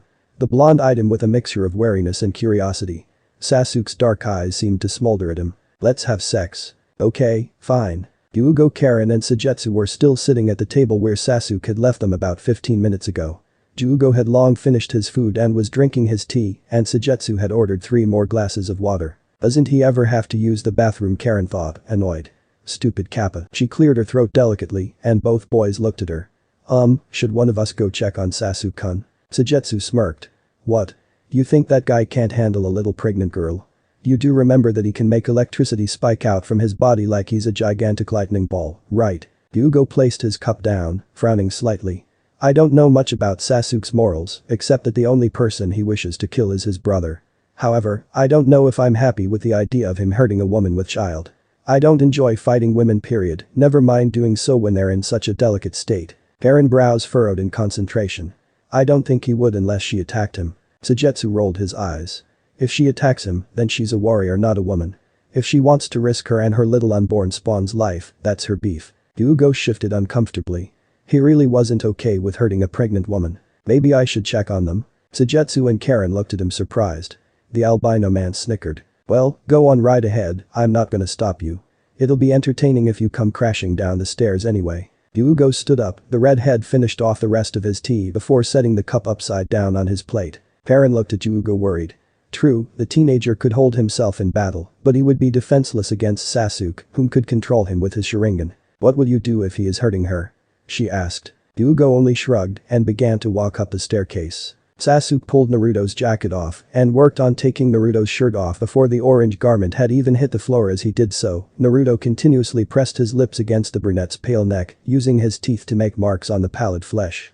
The blonde placed both hands against Sasuke's chest, parting the fabric aside. Sasuke allowed his top garment to slip off of him, the bottom part was still tied to him with his belt. He kissed Naruto against the mouth roughly, and the blonde responded in kind, even biting the bottom of his lip. Naruto reached in between them to undo the purple belt that was still tied around Sasuke's waist. The white shirt came off, leaving Sasuke's pale chest completely bare. A few seconds later, the brunette managed to work the mesh shirt off of Naruto, so they matched. At the sight of Naruto's flushed face and heavy panting, Sasuke made a strange feral noise before lifting the blonde off of the ground by his thighs and pushing him up against the nearest wall. Naruto twined his arms around Sasuke and allowed the man to kiss him deeply and added fuel to the fire when he slipped his tongue into Sasuke's mouth. Sasuke roamed his hands down a tan torso, stopping to unzip his lover's pants. He pulled the black cloth down and over slim thighs impatiently, followed by Naruto's also black underwear. Naruto began to use his legs to try and slip off Sasuke's pants unsuccessfully. Sasuke smirked against Naruto's lips and kicked them off easily. Sasuke. HN? Sasuke murmured, distracted by the feeling of his lips against the pulse on Naruto's neck. He heard an embarrassed tone to the blonde's next question. Why aren't you wearing underwear? Sasuke felt the side of his mouth twitch into an amused half smile. You ask too many questions, dope. He slipped his hand in between the two of them to cup Naruto's sex. He heard him gasp softly at the sudden pressure and he kissed Naruto on the jaw. His voice dropped to a husky growl as he whispered in the blonde's ear. I'll just have to fuck you so hard that you won't be able to speak coherently. Yugo wasn't entirely sure of what he was expecting to find when he finally figured out which room Sasuke had gone into. He'd followed the scent to one of the rooms and had listened outside of the door for a moment. At first he'd heard nothing and then it sounded like a woman's voice crying out in agony. Instead of barreling in like so many other people would have done, he decided to investigate further. He carefully took a small kunai out of his pocket and picked the cheap lock easily. Yugo opened the door silently, grateful that the inn owner took good enough care of the establishment to make sure the doors didn't creak. He looked to where the sounds of two different moans were coming from. Had there been a boy with a pregnant girl? Karen hadn't said so. In fact, she'd suspected that the girl had been raped because she didn't have a lover or husband with her. His eyes widened when he looked to his left and immediately realized he'd been overthinking everything. Sasuke was naked and was currently moaning and rocking himself against, or into probably into, a small blonde-haired girl while she was held up against the wall by her 10th eyes. Her fingernails scratched scarlet trails into Sasuke's pale skin erotically and that only seemed to spur him on. If the growl-like purr he emitted and the way he sped up his movements was any indication. And though Yugo didn't know much about sex, in fact he'd never even held hands with a girl, never mind have sex with one. He could tell from the very least this coupling was completely consensual from both participants. The girl was mewling and moaning wantonly as she lifted her hips to meet Sasuke's thrust for thrust, and she even called out his teammate's name. So wait. They knew each other? This wasn't some random rendezvous? Yugo mentally slapped himself. Of course they knew each other. Sasuke had been asking all those specific questions from Karen, he must have recognized her from Karen's description of the girl. Yugo frowned to himself. Sasuke knew the girl was pregnant, yet he was having sex with her anyway. Did that mean that Sasuke? Yugo's eyes widened yet again when he realized he had been watching his team leader having sex with some girl for the past 5 minutes. He flushed, he'd never seen a girl naked either, though Sasuke's body was mostly obstructing her from his view, and silently backed out of the room as he had when he came in. As he made his way down the stairs, Yugo shook his head in an attempt to clear the image from his head. Nope. Still there. God damn it. He sat back down with his teammates and ordered some more tea from the waitress passing by. Karen and Sujetsu looked at him curiously. Well, Karen asked. Is everything okay? Yeah, was he beating her up or what? Sujetsu added in. Yugo looked at them blankly for a moment. The scene from 1 minute ago was crashing into his mind again. God fucking damn it. Oh, no. He was just talking to her about something. I think she was a former comrade of his or something. Sujetsu looked at him curiously. Did you catch what they were talking about? Yugo bit his tongue for a moment as the girl's moans replayed in his head. Yeah, talking. Definitely. No. They were talking in code. It sounded like gibberish to me. Sorry. The waitress came by to give Yugo his tea. He thanked her and drank it gratefully. Sujetsu shrugged. If it's important I'm sure he'll tell us. Sujetsu and Karen both looked perplexed as their teammate began to choke on his scalding hot tea. Naruto and Sasuke were currently panting lying on the wooden floor, too comfortable in each other's arms and the feeling of the afterglow to notice how hard the surface was. Naruto's head was tucked under Sasuke's chin, his ear against the left side of his chest. He smiled as he heard the steady beating of his best friend's heart. Said man suddenly tightened his arms around Naruto and moved one of his legs over the blonde's thighs. They looked like a tangle of limbs, twined together, and if it weren't for the difference in skin coloring, it would be difficult to see where one began and ended. Naruto sighed softly, not in anxiety but of completion. From the knowledge that he'd just made hot insane love with the man he was in love with and that they had both known who each other were. Naruto's first time had been very nice, but he thought he had been doing it with a stranger. When both of the boys had the knowledge that they were having sex with the person they desired most, it had made their coupling better by tenfold. Dope. Yeah, team. I'd rather not take you with me. I will if I have to, but I'd rather you come with me. Of your own will. Really? Yeah. Really. Naruto lifted one arm and wrapped it around Sasuke's shoulder. I need to go back to Konoha in 22 months. That's almost 2 years, we'll figure something out by then. Naruto closed his eyes, hoping that the image of Sasuke's skin blocked from his mind would help him concentrate. It didn't, of course. Now the feeling of Sasuke's body molded against his own, the sound of his soft breathing, and his salt and leaf smell was heightened. Damn it. They laid together on the floor for 10 minutes before Naruto spoke again. Fine. I'll go with you. He felt Sasuke smirk against his forehead. I'm glad. Bakae. I guess I should explain why Sasuke and Naruto just had sex. Naruto POV. Even if Naruto is pissed off and doesn't quite trust Sasuke, he still loves him so much he'd like to vomit hearts on him. The fact that he's a teenager with a healthy libido and in love with Sasuke, whom was point blank coming on to him, makes for a potent combination. Sasuke POV. Sasuke doesn't know if he wants to kill Naruto or love him. However, the fact that Naruto is carrying his child just tipped the scale toward the love him side. This may seem shallow, but I believe it's been shown that many men believe that one of the times their partners are sexiest are when they're pregnant with their baby. I believe it's supposed to be an instinct mixture of satisfaction and possessiveness. Satisfied with populating the earth, making babies, and possessive because they've basically claimed that person in every sense of the word. Sasuke does want Naruto and in a twisted way, loves him. It's just sorta coupled with a desire to eliminate him, which has been seriously oppressed after realizing he'd had sex with him that first time, and that is why they had sex. If you wanna think I'm bullshitting you, that's totally fine. And lastly, the last time those two got it on was chapter 3. I think you guys deserve a little Smex cookie for being patient with me, and for the reviews, and for the people who said nice things about my mother. By the way, she's totally fine now. The incision has healed nicely and is currently shallow, and should be completely healed within a week or less. Yugo, Karen and Sujetsu had been sitting at their table for about a half hour when Sasuke and a young girl came down the stairs to stand in front of the table. Karen recognized the blonde girl as the pregnant woman she'd seen earlier. What the hell was she doing here? Oh, right. Yugo made it sound like they had been former comrades. Sasuke sat there for a moment with his hands folded under his chin, in his usual relaxed or contemplative position.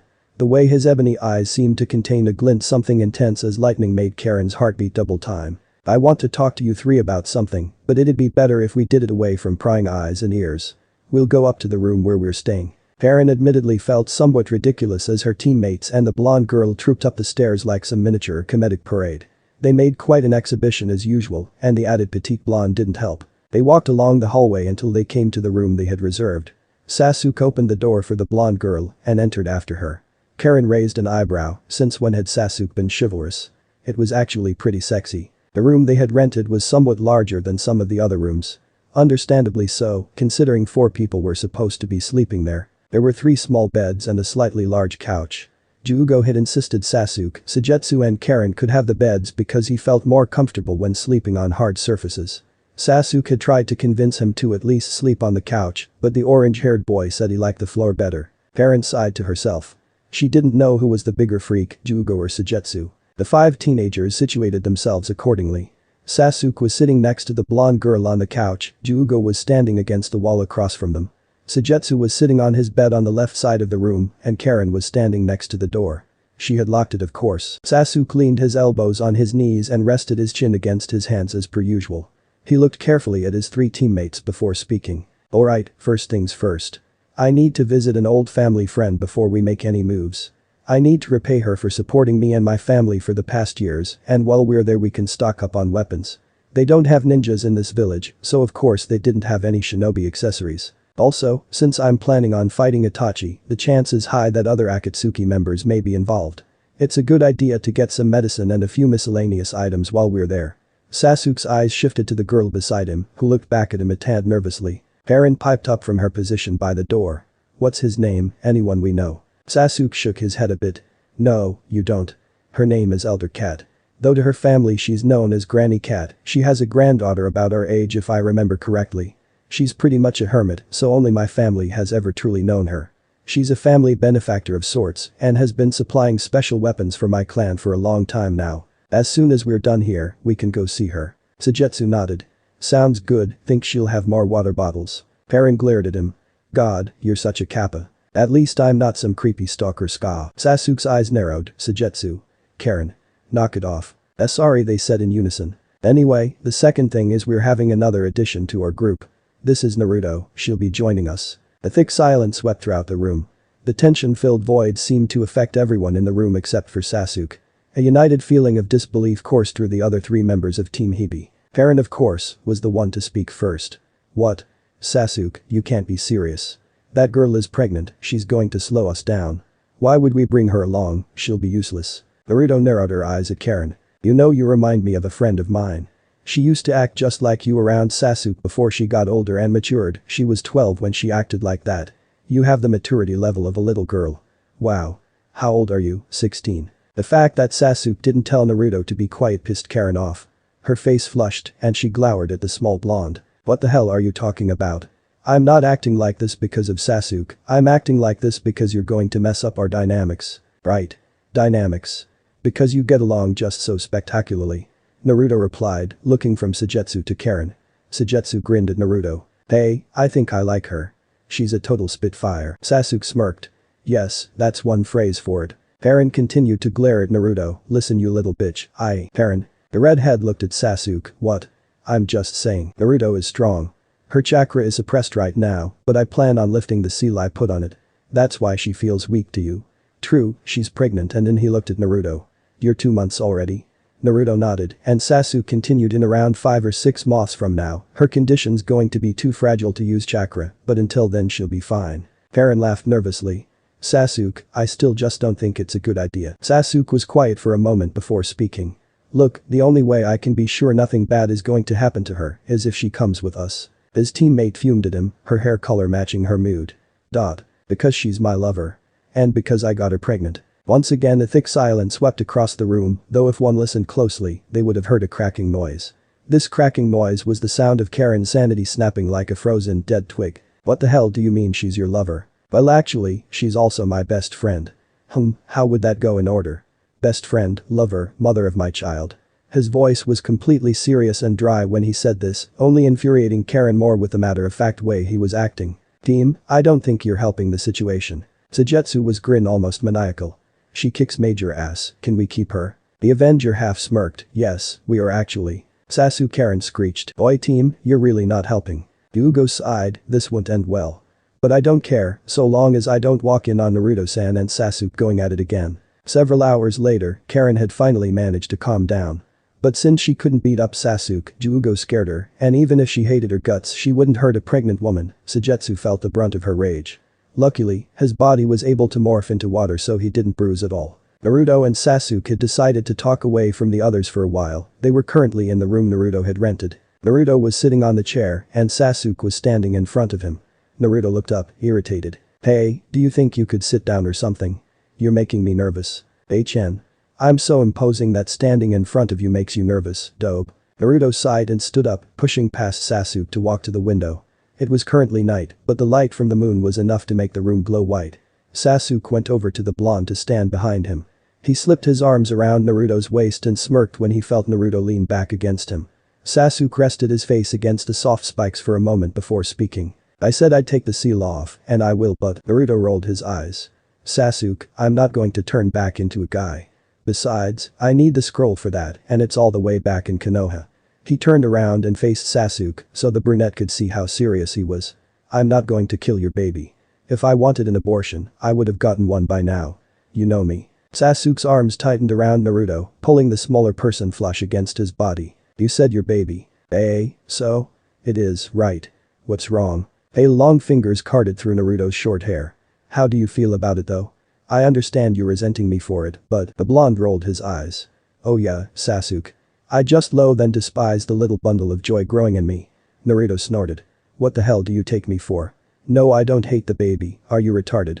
I just figure this kid holds more significance and meaning you than it does to me. HN. Think about it, the whole restoring your family thing, wanting a family again, I shouldn't have to be explaining this to you. I thought revenge and restoring your family was all that's been on your mind for the past 6 years. Sasuke looked down at Naruto for a moment. Well, I've been distracted, understandably so. His hands caressed up and down Naruto's body meaningfully. I'm sure your family watching from heaven is just ecstatic with your dedication and steadfast determination. Speaking of which, if you decide to try killing me on a whim again, your best friend status will be demoted to pen pal. Justin Fee. Sasuke rolled his eyes. Moron. Naruto stuck his tongue out. Bastard. They equally traded insults, but both felt as though the usual mean bite to the words had been traded in for mutual affection. Several days later the group stood on a road that led to a large abandoned city that looked sturdy, yet seemed dilapidated and old at the same time. Sujetsu smirked as they entered through the front. This place is a hideout. I'll be damned. Sasuke led them through a series of tunnels in the city, pipes raced along the top and sides, and occasionally dripped water. Naruto looked at the brunette next to him. How long has your clan used this place? Sasuke shook his head. I'm not sure, but I've known her since I was a child. I don't know if her parents helped my clan as well. Naruto nodded, looking back ahead. Gods, even though the place was completely lit, it was sorta creepy. Sujetsu's eyes shifted around uneasily. All the tunnels look the same, I hope we don't get lost. Karen sniffed a bit with distaste. The air here is so stifling, it's kinda hard to breathe. Well, excuse us. A high-pitched voice called from behind them. Everyone except Sasuke turned around, startled at the sudden newcomer. Sasuke smiled slightly. Tenka, Hina, how have you two been? Naruto's eyes widened at the sight of two cats sitting on the ground. One looked like a combination of a cat, fox and raccoon. The other looked like a regular cat. Both of them donned a kimono top and were grinning. Were they ninja cats? Like Kakashi's dogs, and Hirosenen's toads? Well, if it ain't Sasuke. The fox-like one purred. The more feline one mewed, whatcha here for? Sasuke walked over to them casually, weapons, medicine. His eyes flicked over to Naruto. And a few other things. We also need to get ready for a big fight. They nodded helpfully, but Karen eyed them warily with tired confusion. These things. Sujetsu stooped down, extending a hand to them, talking Tanukas. Awesome. Here boy. The fox-like one yowled threateningly, making Sujetsu jump back in alarm. Sasuke commented dryly, they're ninja cats. Don't mess with them unless you want to be a scratching post. The cats lead Sasuke's group to a room. There was the strangest looking old woman Naruto had ever seen. It wasn't her face that was peculiar really, but she was wearing a headband that had cat ears attached to it and about a dozen cats surrounded her.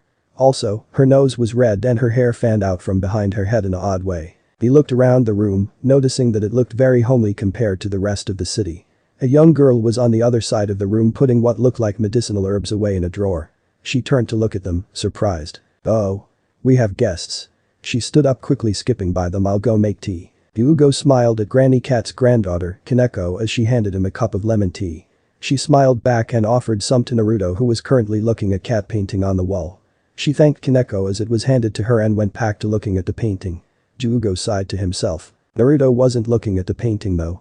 She looked like she was observing it, but one look at her face, and he could tell she was thinking about something heavy. Hyugo's eyes wandered over to Sasuke, who was speaking quietly to Granny Cat. Kaneko was offering tea to Karen, while Sujetsu toyed with a kitten, letting it bat at his fingers playfully. He looked back over to Naruto, frowning. She seemed to be in her own world, worrying about something. If the way her eyebrows were creased and the lip she was biting was any indication. He couldn't take it anymore. Hyugo stood up and walked across the room to where Naruto was and stood there silently for a few minutes. She didn't speak to him, only offering what looked like a forced smile. His voice was low when he spoke. Something wrong, Naruto-san? You seem tense. She sighed. Just the usual Prigger stuff. And a few other things. You're worried? She looked up at him nervously. Yeah, I'm pregnant. I'm worried. I'm scared. That's normal, right? Is it normal to be worried? Or is it just me? Is something wrong with me for being scared and a bit weirded out by all of it? His eyebrow rose at her frantic whispers. I couldn't really tell you. I'm a guy, so I've never been nor ever will be pregnant. Naruto's eyes widened comically at him before she abruptly burst into unbridled laughter, only laughing harder when she saw Hyugo's confused expression. Karen thought she just might have to kill something if this kept up.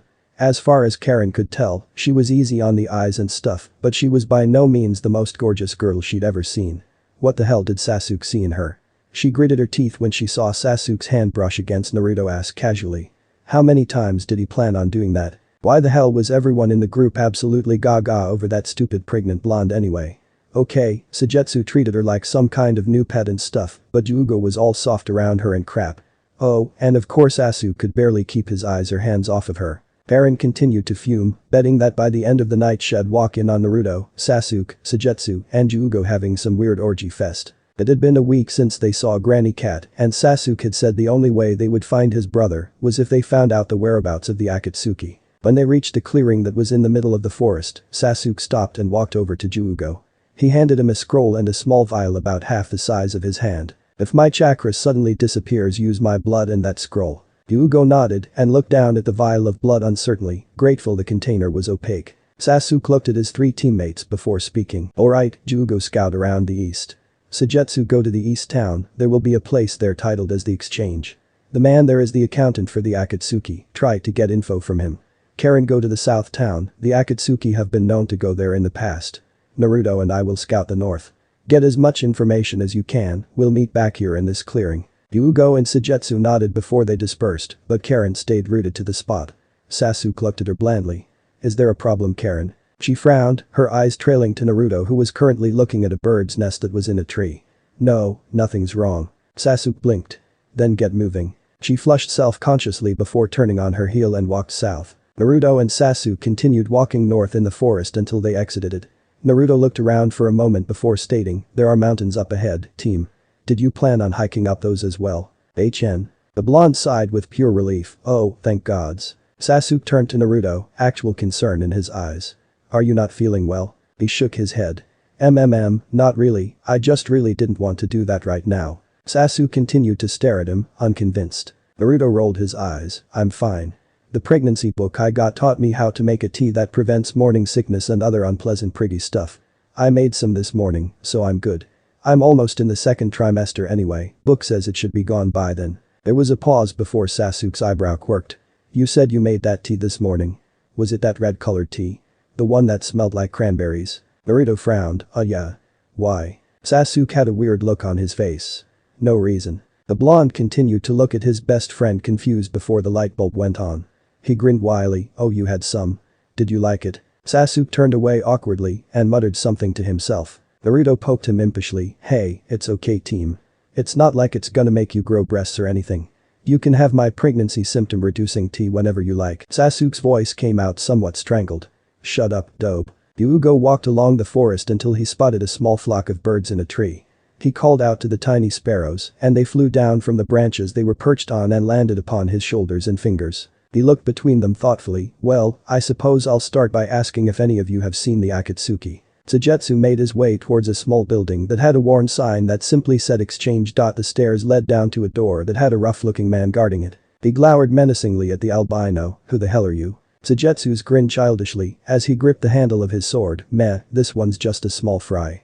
Sasuke won't care. Before the guard could reply, Sujetsu whipped the blade out of its sheath and sliced the man in half in one full movement. The albino turned from the dead guard and opened the door he had been guarding, slightly surprised it hadn't been locked from the inside. The man with a cross-shaped scar across his forehead was lighting a cigar for his superior.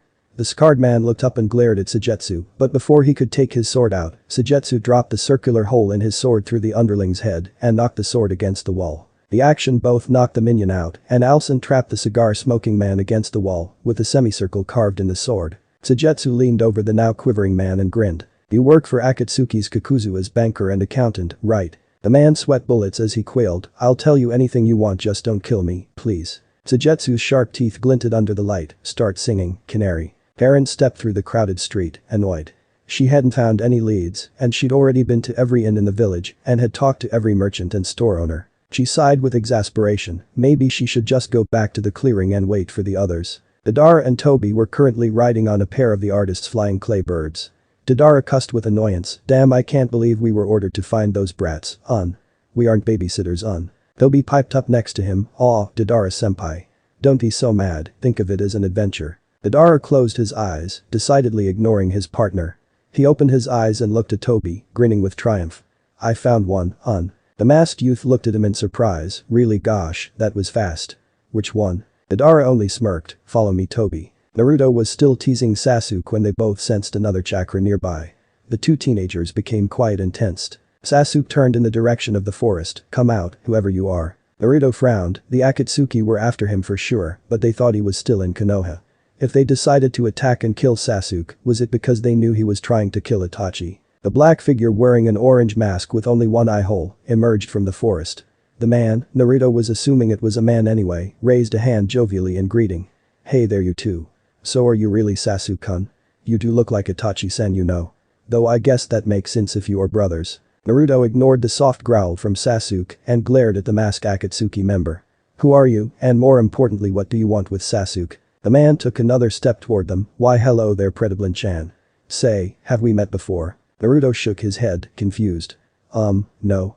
I think I'd recognize that mask anywhere, it is bright orange. Tobi's voice was cheerful, like a pumpkin, millimeters. Say, you know what's funny? Oranges and tangerines are the only fruit that's orange, right? But then how come pumpkins don't taste anything like oranges or tangerines? Naruto stared at the queer man, completely baffled. What are you talking about? Sasuke stiffened beside Naruto and suddenly wrapped an arm around his waist and jumped to the side just before a clay bomb landed on the place they had been standing. Tobi pouted, "Aw, my distraction tactic didn't work at all, Deidara-senpai." The artist jumped from his clay bird to the ground, annoyed as hell. Of course it didn't work, You were supposed to actually distract them. Why the hell were you talking about fruit, I thought it was a good icebreaker, senpai. Tobi, you're retard. No, Tobi's a good boy, day. Shut the fuck up, Tobi. Aw, senpai, don't be like that. I'll kill you. Naruto and Sasuke watched from the sidelines in stunned silence as the two Akatsuki members effectively distracted each other. Sasuke still had Naruto pressed close to him, though they weren't being attacked anymore. Naruto looked on, stupefied. This may just be my opinion, but after, your brother and all the other Akatsuki I've met, I had the impression Akatsuki members were all sort of imposing figures that easily demanded both your complete respect and fear. Sasuke answered dully. Yeah. And not having the attention span of a lobotomized squirrel on drugs. Yep. That's exactly it. Sasuke looked on as the still yelling Deidara began throwing tiny clay bombs at his partner's feet, making Tobi jump around like a flea. I think they're the crazy cousins that no one likes to talk about in regards to the Akatsuki family. What's Itachi? Naruto asked. The psychotic son that likes to mindfuck people. The brunette deadpanned. Let's kiss him. The psychotic son's pet fish. The blonde nodded. Right. Are we going to attack them? Yeah. Plan. Phil the fool, I'll incapacitate the blonde and we'll get info from him. Deidara turned when he saw something looming toward him in his peripheral vision and managed to jump away into a tree in time from Sasuke slicing him with his sword. Tobi wasn't as lucky. Naruto sped toward him and plowed a glowing Rasengan into his gut. Tobi fell forward, dead on the ground. Sasuke looked up at Deidara from the ground. You seem to enjoy talking, so I'll ask you about Itachi. Naruto heard a shifting noise and started when he saw the man he'd just run though with his hand stand up. The blonde eyes widened before narrowing in anger. Oh, shit. You aren't all immortal like Haiden, are you? Or do you have multiple hearts like Kakuzu? Tobi jumped up and down excitedly. Wow. You've heard of Kakuzu-san and Haiden-kun, Blondie-chan. Well, if you hang around that scary guy, I guess you would Sasuke glared at the Akatsuki member.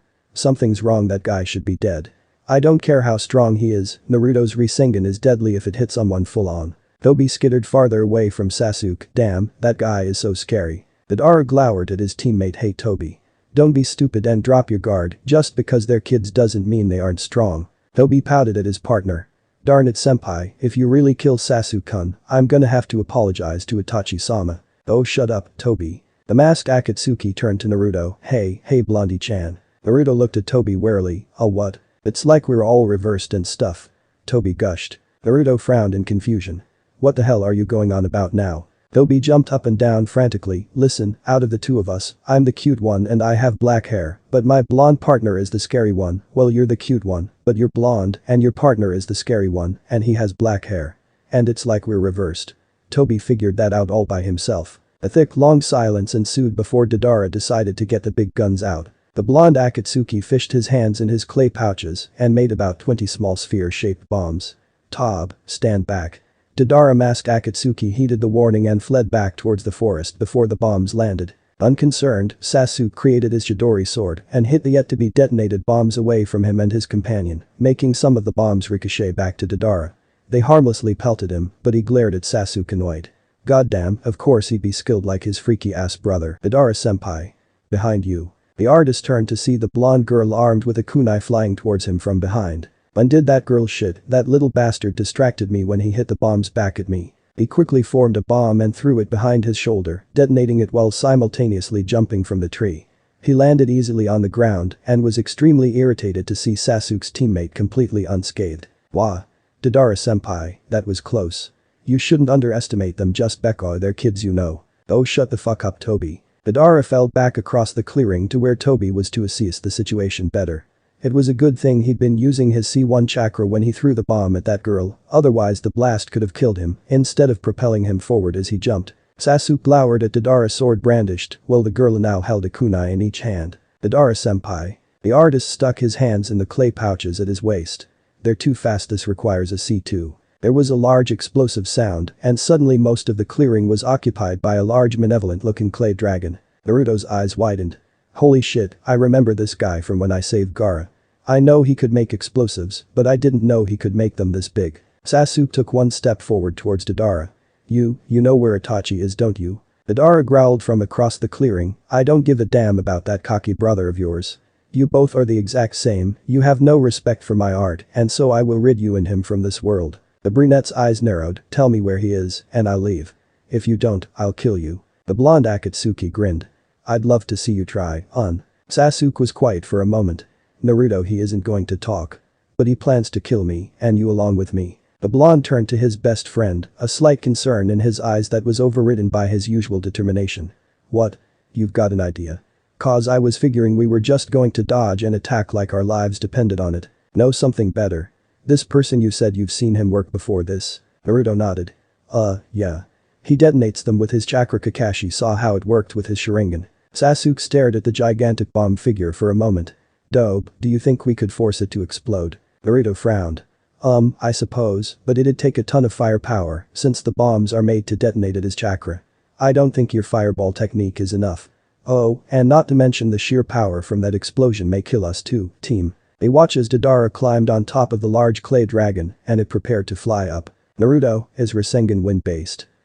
Yes, why? What's very interesting is that I have both lightning and fire-based attacks. Lightning is useless against wind, but fire gets extremely stronger when used against wind. Think, like if you fan a fire, it gets bigger, right? Naruto nodded, not sure where this was going. Okay, I'm following you. Sasuke's eyes followed the clay dragon as it took to the air. What if I used my dragon-style fire technique and you put your Rasengan into it? Wouldn't that make my fire technique increase tenfold or so, depending on the amount of chakra you put into the Rasengan? Naruto's eyes widened.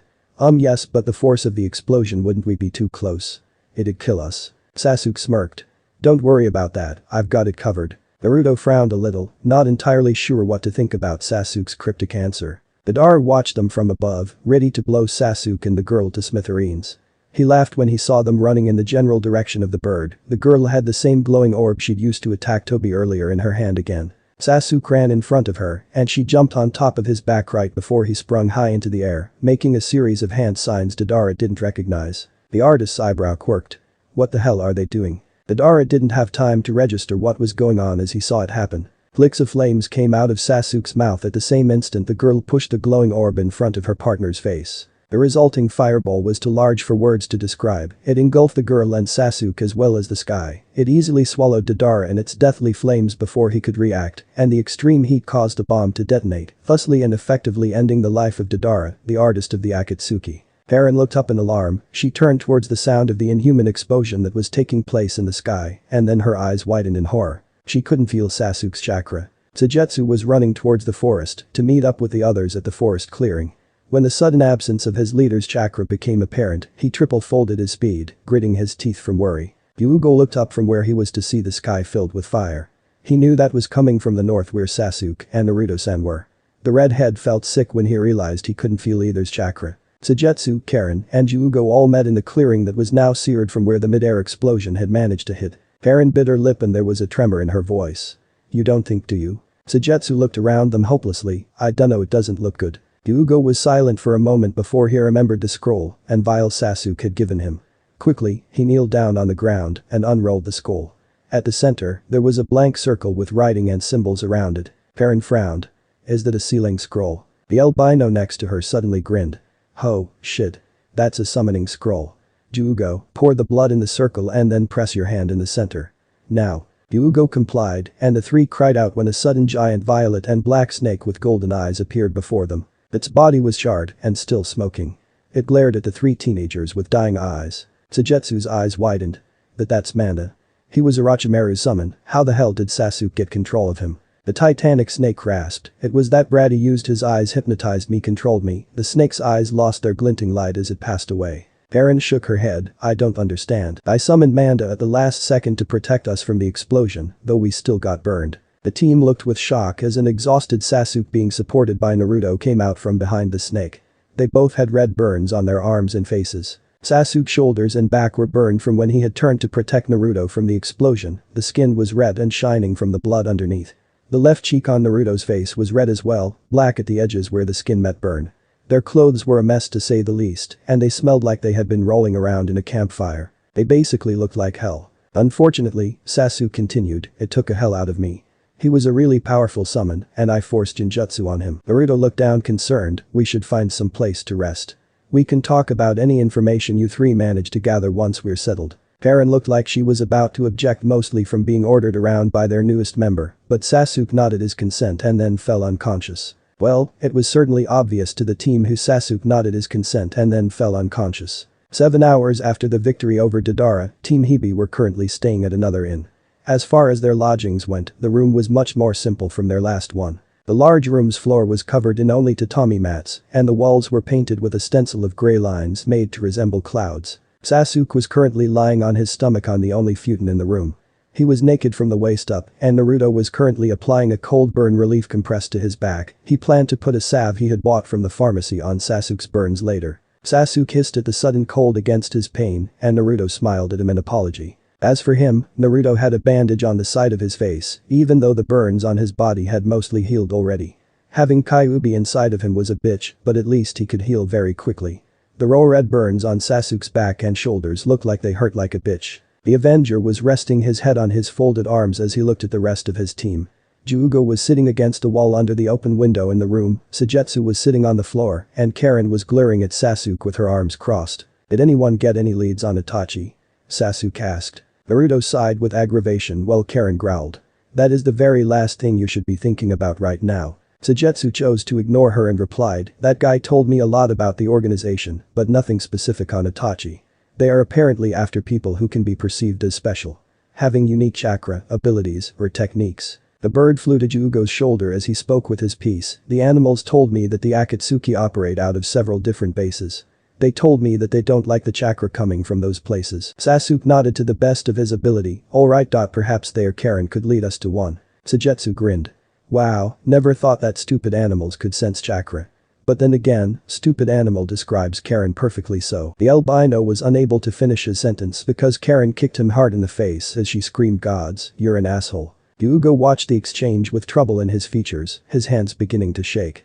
The bird that had been resting on his shoulder flew off in fright. Naruto rolled his eyes and placed a compress on the back of Sasuke's shoulders. Odd, they act like they're stupid in love or something. Sasuke raised an eyebrow. Naruto huffed before he continued. It's like how little kids pick on each other all the time because they secretly like each other. Look at how we acted when we were younger.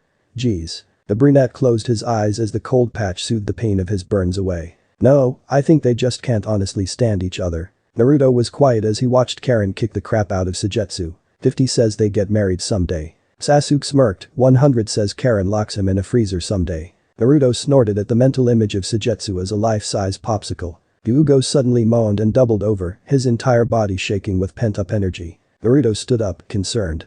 Hey, Juugo, are you alright? You look kinda. Karen and Sujetsu stopped fighting and stared intensely at Juugo before they realized what was happening. The albino cried out, oh shit. He's losing it again. Juugo made a screaming garbled yell before growling, I wanna kill something anyone will do. Naruto's eyes widened at the sudden transformation the usually docile Juugo had gone through. He recognized the violet-black design that shifted across Juugo's face and shoulders. It looked so similar to the design that would overcome Sasuke's body whenever Orochimaru's seal broke free. Naruto backed away instinctively, what the hell does he mean again? Juugo turned breathing hard and his eyes locked on Naruto. He grinned in a demented way at the blonde. You'll do fine here, asked. Naruto felt a shiver go up his spine when Juugo suddenly charged towards him. Reflexively, Naruto gripped a kunai in his hand, the metal giving him a comfort that he could protect himself. He didn't need to use it though, for both Sujetsu and Karen grabbed Juugo and restrained him from trying to kill the blonde. Sasuke struggled, but managed to sit up and calmly look into Jugo's eyes with his Sharingan. Jugo, settle down. Naruto watched with wonder as Jugo's malicious features sifted back to his softer ones once again. His brown eyes returned, and the violet-black markings disappeared along with his killing intent. The entire ordeal from Jugo changing to Sasuke changing him back had only taken 30 seconds. Sujetsu and Karen released him, and Jugo collapsed to the floor. He was breathing hard and beads of sweat dotted his forehead.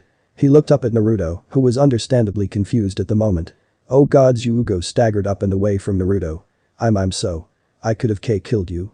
And you're pregnant. Sasuke sighed. Jugo, it's alright, he glared darkly at Karen and Sujetsu, who looked back nervously. If anything, it's those two's faults for getting violent and subsequently riling you up. Jugo shook his head and muttered, no I'll be back in a while. He looked back at Naruto with regret on his face, before awkwardly leaving the room in haste. Sasuke watched Jugo walk out before turning to glower at Sujetsu and Karen.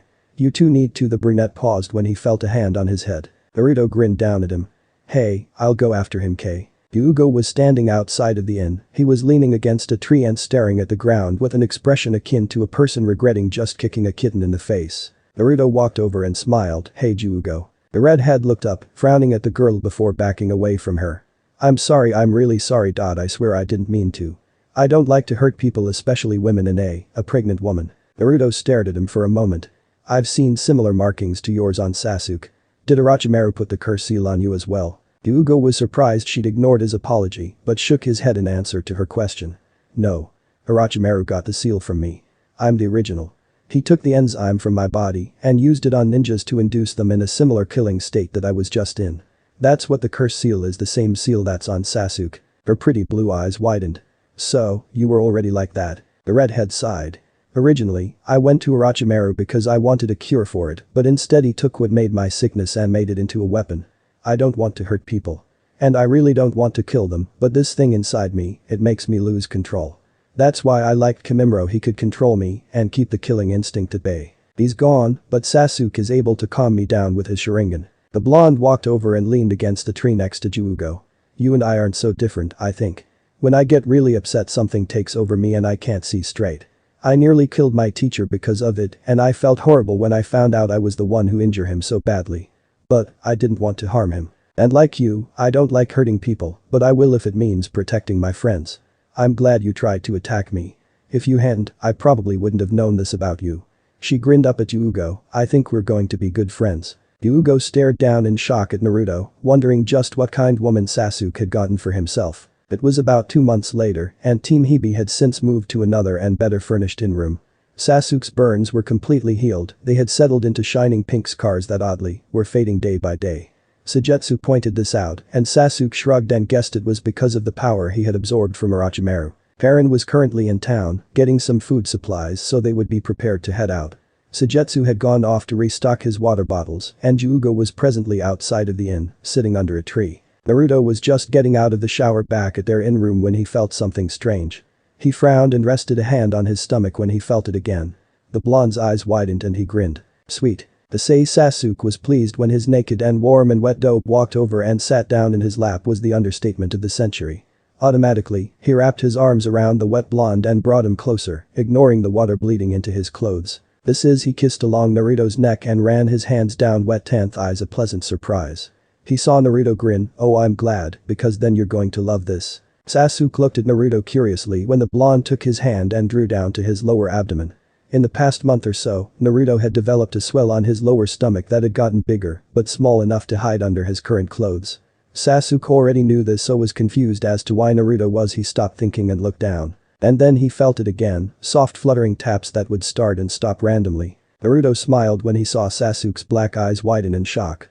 That's you, baby, moving, team. Pretty cool, huh? Sasuke looked up at Naruto, who shivered when a slight breeze came through the open window and chilled his wet skin. The brunette smirked. Naruto, if you aren't careful you'll catch your death of cold. He pulled the blonde tighter against him. Let me warm you up. Sasuke kissed Naruto on the mouth, and the blonde moaned and leaned into the kiss when the brunette's tongue delved into Naruto's mouth. Sasuke took off the white kimono top he always wore and put it around Naruto's shoulders to protect him from the cold. Naruto smiled against Sasuke's neck. TCH, such a gentleman. Team Sasuke smirked as he kissed Naruto's face. Only for you, dope. Naruto wrapped his arms around Sasuke's neck and rolled his hips against the hardening bump he could feel in Sasuke's lap. The man moaned lowly and kissed Naruto more aggressively, making the blonde grin at the effect he had on Sasuke. Naruto reached down and untied Sasuke's pants, casually throwing the thick rope tie behind him on the ground. Sasuke was about to let his erection out of his pants when he paused, and his eyes drifted to the baby bump on Naruto. Will this hurt it? Naruto grinned and shook his head. No, I read that sex is possible throughout all stages of pregnancy, you won't hurt it, promise. Sasuke nodded and kissed Naruto on the mouth as he took his length out of his pants. The blonde put his hands on Sasuke's shoulders so he could support himself as he slid down onto Sasuke's shaft. Naruto panted into Sasuke's neck once he was filled completely, moaning when the brunette bucked his hips upward into Naruto. The one thing that was nice about female bodies was they were designed for sex, so little to no preparation was required, and the natural lubrication was already there once the girl herself was stimulated. Naruto gasped and rocked back on Sasuke, who tightened his arms around the blonde and panted at the noises the blonde was making in his ear. Hyuga had decided he'd gotten enough sun and decided to go back into their in-room. He walked onto the porch and slid open the door to walk inside. He stopped in his tracks. Sasuke was sitting on a chair by the mini table in their room, and Naruto, who was naked save for the white kimono top draped around her shoulders, was sitting in his lap as Sasuke fucked her. Their pace seemed to be getting faster, and Sasuke moved his hands down to grab Naruto's hips to move her along with the quickening rhythm. The pretty blonde emitted a low mewl and panted harder, moving with the new pace Sasuke had set. She kissed and bit his pale neck, making him throw back his head and moan deeply, and suddenly held her tight as she moaned loudly. Hyuga quickly backed out and slid the door shut softly before running away from the inn back to the safety of his tree. Why the hell did he keep walking on them doing it? It's dark. It's very warm. I feel safe. I'm a little sleepy. I'm a little cramped though, maybe if I move there. Sleepy time for me. 4 members of the Akatsuki were standing atop the fingers of the stone hands in their Jinchuriki extraction base. It was dark as usual, and the only members that were physically present were Kisame and Itachi. The other 2, Zetsu and Pain, were holograms. Zetsu's voice was devoid of emotion as he said, Deidara is dead, and he went out with a bang. Kisame sighed, so we've lost another member. Itachi looked down with an unrecognizable expression on his face. Zetsu nodded then said, Sasuke and one of his teammates died as well. It was a very large explosion. Pain was quietly reflecting for a moment before he said, Deidara's death was a loss, but at least Itachi's troublesome brother was destroyed. He was bound to cause us some trouble. Zetsu was silent for a minute before adding, I can't find Tobi anywhere. He must have died along with Deidara in that huge explosion. Pain shrugged. Tobi was fairly average in regards of ability. He was best at running away and being cheerful. Deidara was special though. He made a teleportation hand sign, I'm leaving. You should mourn for Deidara, Pain said before disappearing. Kisame looked at Itachi curiously after Zetsu left as well. You're the sole survivor of the Uchiha clan now, Itachi. Are you sad? Itachi was silent before he looked up at the 9-eyed statue carved into the cave wall. My brother is not dead. Pain was sitting atop a stone and metal tower, overlooking the twisted and elaborate iron city under him with a blank expression. He wondered how long the city would survive for after humans had left the earth, and all that remained was oblivion and time. The towers around him were tall yet somehow not majestic at all, but rather clunky and somewhat precarious looking. He looked at how the phone lines connected each tower to the other, creating an intricate web-like city. Pain stopped his pondering as he sensed his partner's presence behind him and heard her soft voice, Nagato, come here. He has arrived. The redhead stood up and looked at the beautiful woman in front of him. She looked back at him with void eyes before gesturing to the opening in the tower behind her. As he walked past Konan, he trailed one of his fingers across the back of her hand, a rare show of his fondness for her. He was in a rather sentimental mood for some reason. The man with his back facing him stood in front of Pain. The man was looking out a window at the twisted city. Pain asked, what's happened with Sasuke? He's not dead. He could hear the pride in the man's voice, no. His Sharingan's power is developing exquisitely, he will without a doubt surpass and kill Itachi. It won't be long. Pain nodded, shall I go after the Jinchuriki Naruto? He's the only one we need except for the 8-tailed beast. There was a long pause, and Pain waited patiently, though he wondered why his leader was taking so long. The answer should be obvious. You will not be able to find him. Pain bristled and his voice was like ice. Are you questioning my abilities to find an adolescent boy? He felt a slim hand press against the small of his back, and the redhead knew Konan was trying to get him to calm down. His leader shook his head. Naruto had grown quite a bit. He is no longer a helpless boy child. He has learned formidable techniques and unique abilities. He has aided in the destruction of Haiden, Kakuzu, and now Deidara. His master finally answered. Konan looked unimpressed. There is no reason to describe him with such disturbing names, and what do you mean he aided in the destruction of Deidara? Uzumaki Naruto has been stationed in Konoha since his return from Sunagakur. Their hooded master walked past them and to the opening Pain had emerged from, unfazed when rain began to fall and a storm bloomed overhead. He turned back to his two subordinates, the wind blew back his hood and he looked at them with one eye from behind his orange mask. It was not Toby's cheerful voice that was heard from behind the mask, but a deep voice that resonated into the two adults behind him.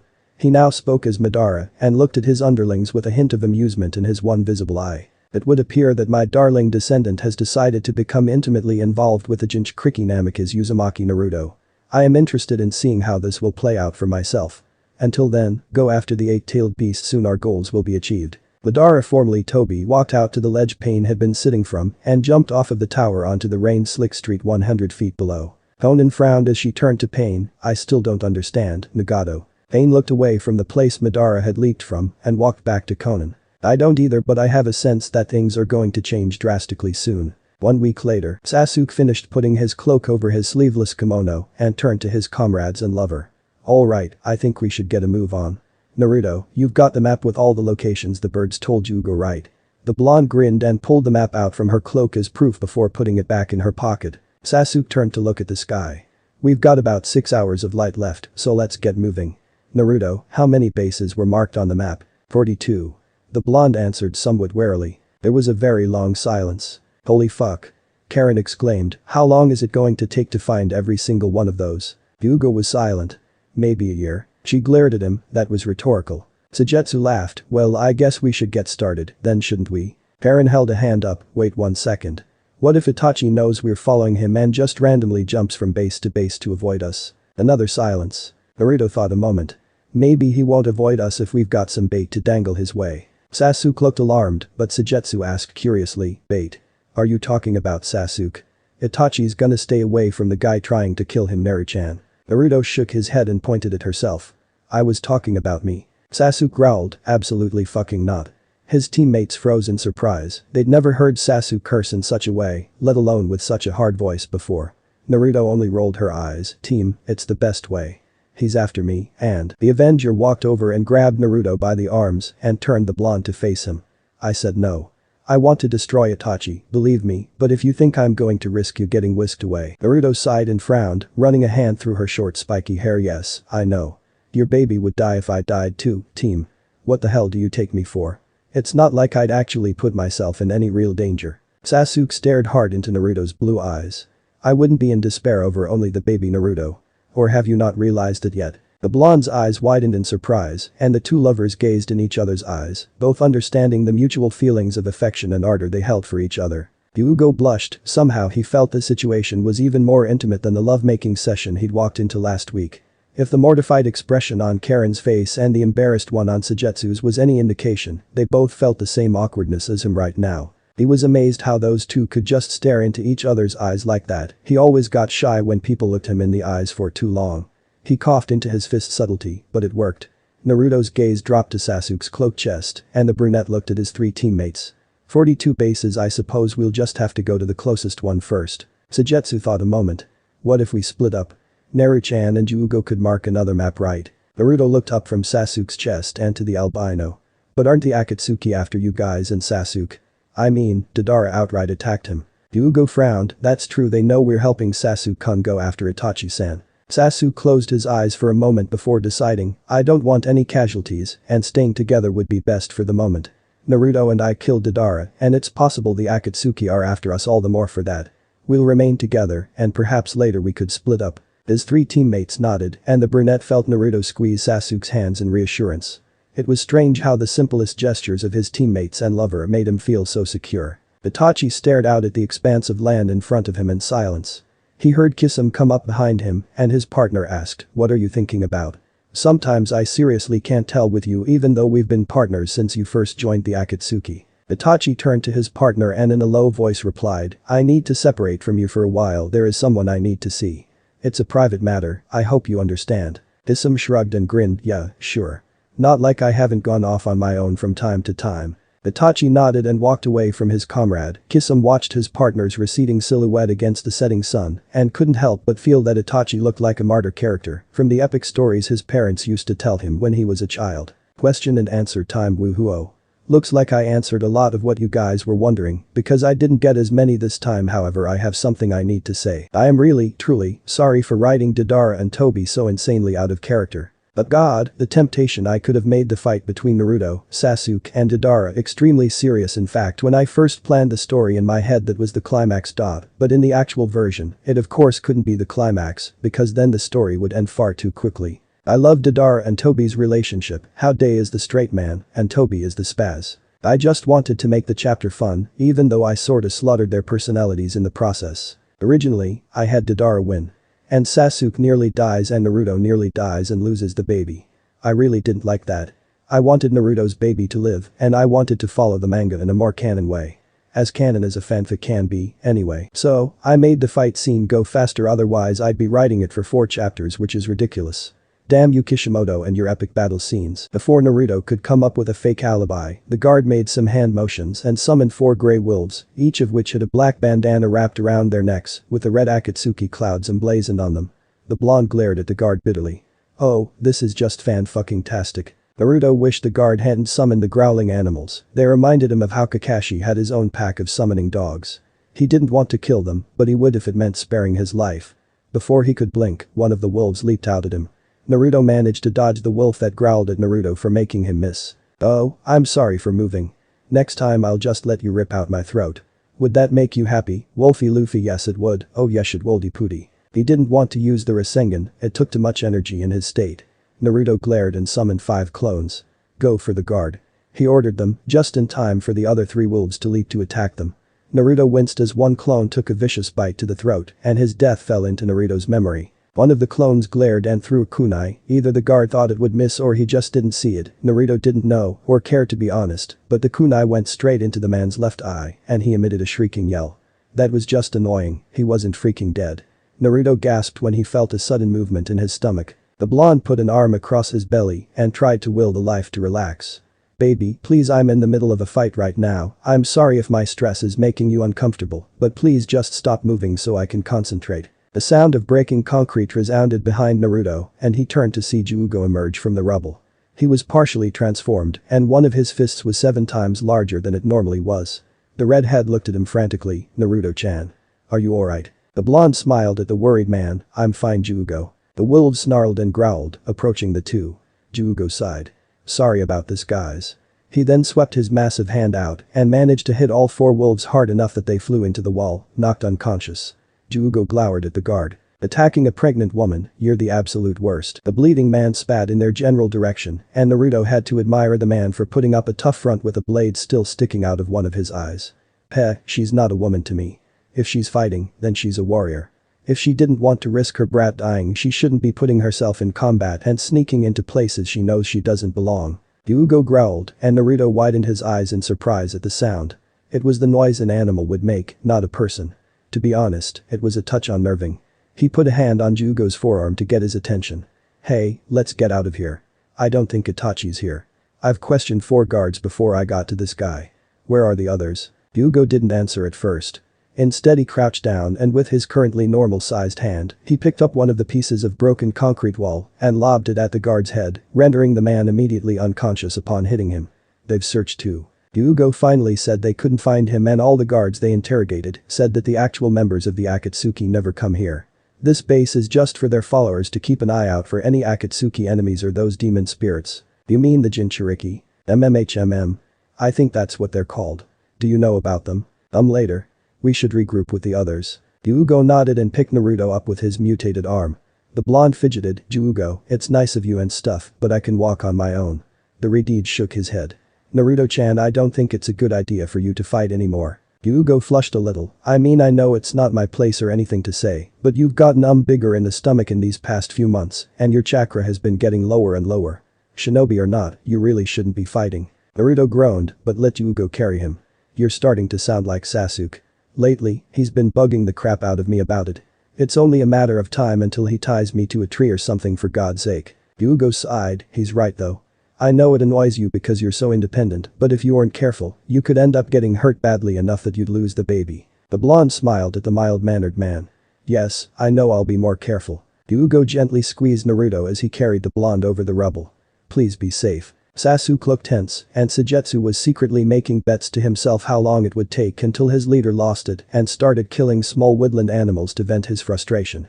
Their team had split up in the gigantic hideout. Karen, Sujetsu and Sasuke had interrogated several guards, and when they realized they had no leads, had then met up in a wood clearing. Hyuga and Naruto were originally together, but had gotten split up in the chaos when many, very well-trained, shinobi attacked them. Sasuke of course didn't know about this until Sujetsu saw Hyuga on his own while they were raiding the hideout and relayed the information to their leader once he was in the clearing with him. And so the Uchiha seemed to be just a tidbit irritated, understatement huge understatement 1, because there was no information about Itachi there or any of the Akatsuki at all, and also, Hyuga and Naruto hadn't shown up yet. Sasuke wasn't pacing, but he was quietly seething on the spot. Okay. That's it. He suddenly announced in a low voice, we're going to go back and I'll turn that stupid place inside out if I have to. Sujetsu noticed Karen biting her lip and he could tell she was fighting with herself.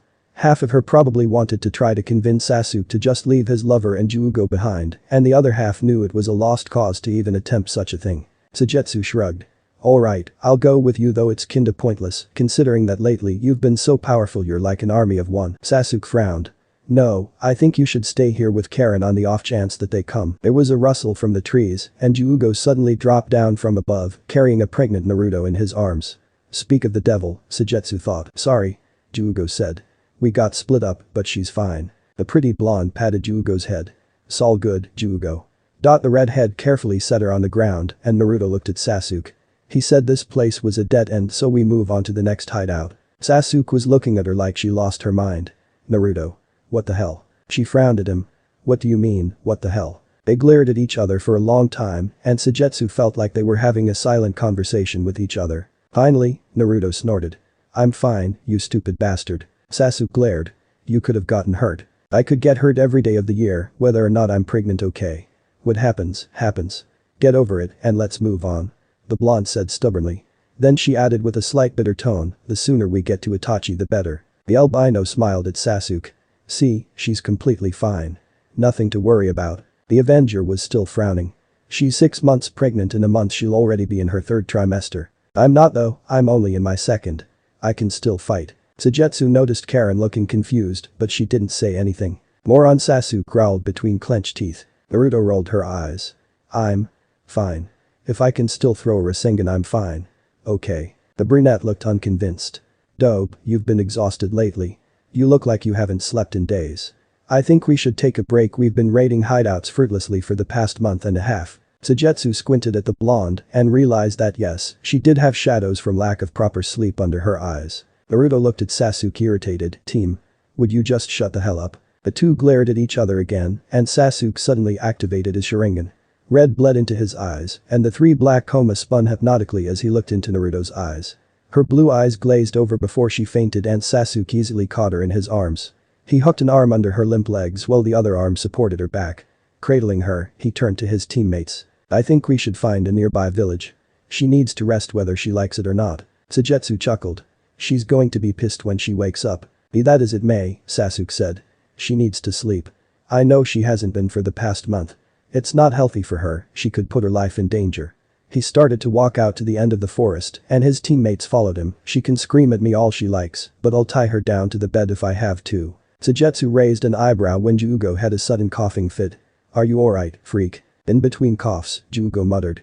Yeah, I'm fine. They'd found a slum city about 3 miles away and were staying at an inn there currently. It was convenient because it had plenty of shops and people kept to themselves, but the inn left something to be desired in Karen's opinion. It wasn't moldy and disgusting, it was just an old building and seemed tired. Sasuke called Hyuga, Karen, and Sujetsu for a team meeting. Naruto was sleeping in a room.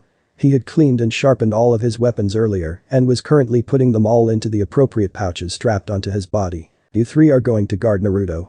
I'm going to one of the bases on my own. If I get any leads, I won't be coming back and I'll just follow the information to Itachi. He slipped a roll of razor wire into a holster on his forearm. Karen glared. Now hold on a second, I didn't join your team to be that girl's babysitter. Sasuke stared at her levelly. Karen. I'm not asking you to babysit her.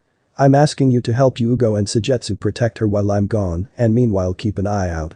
I'd take one of you with me, but my stealth will be better if I'm by myself. The scarlet-haired girl frowned. Yeah. Babysit. That's basically what you just said. Sasuke sighed and rubbed the bridge of his nose, aggravated. I'm not going to fight with you about this. If you feel like you have something better to do, then leave our team. It'll be really irritating for me, but I'm not going to have an uncooperative teammate. She opened her mouth in surprise but didn't say anything, and Sasuke turned around as he put his cloak on. I don't know how long I'll be gone. Like I said, if I get a lead, I'm following it. Without another word, he walked out the door. Eren made a garbled screaming noise in frustration and stomped to one of the rooms before slamming a door behind her. Sujetsu rolled his eyes. She's such a fucking drama queen. Yugo sighed. I'm just worried about how angry Naruto-chan is going to be when she wakes up. The albino laughed. I hope she loses it. That'd be hilarious. The Redeed sighed, worried. He wished everyone could just calm down and get along. I'm going to castrate him in his sleep. Naruto growled the second he realized he was awake. He was obviously in an inn. The ceiling above him was solid painted wood instead of the tree branches he'd grown accustomed to seeing. That, and he was far too comfortable. The bed under him was 100 times softer than the ground he was used to sleeping on. He couldn't believe this bullshit. Sasuke had forced him unconscious. He's never done that ever. Ever. Not even when they were fighting at Valley of the End. Naruto got off the bed, pissed. He realized someone had taken his jacket, belt, and kunai pouches off and neatly put them on a chair. Naruto walked over to the chair and put on the jacket. He didn't bother zipping it, his stomach was almost too big for it now. And strapped a kunai pouch to his leg. He walked out of the bedroom and blinked when he saw Karen, Juugo, and Sujetsu playing cards in the main room. Sujetsu noticed him first and grinned. Have a nice nap, Blondie. Naruto frowned. No. Seeing how that bastard induced it with his damn Sharingan. Where the hell is Sasuke? I'm gonna kick his ass. The albino laughed. I'd pay to see that. The blonde fumed. No. Seriously. Where the fuck is he? Juugo shuffled the cards in his hands nervously. He went out. Where? Naruto said. Not asked. Said. Eren crossed her arms and leaned back on the sofa, pissed. He went to go look for any leads on Itachi. He made us stay here to watch you. Naruto gritted his teeth. What? Sujetsu sighed. Nah. We have no clue when he'll be back. Naruto felt his body shaking. That I can't believe what a fucking coward he is. What, is he afraid of getting his ass handed to him by me or something? The albino chuckled. Maybe. The blonde looked about ready to throw a fit and Juugo interjected quickly as he stood up. Naruto-chan. Why don't we go for a walk?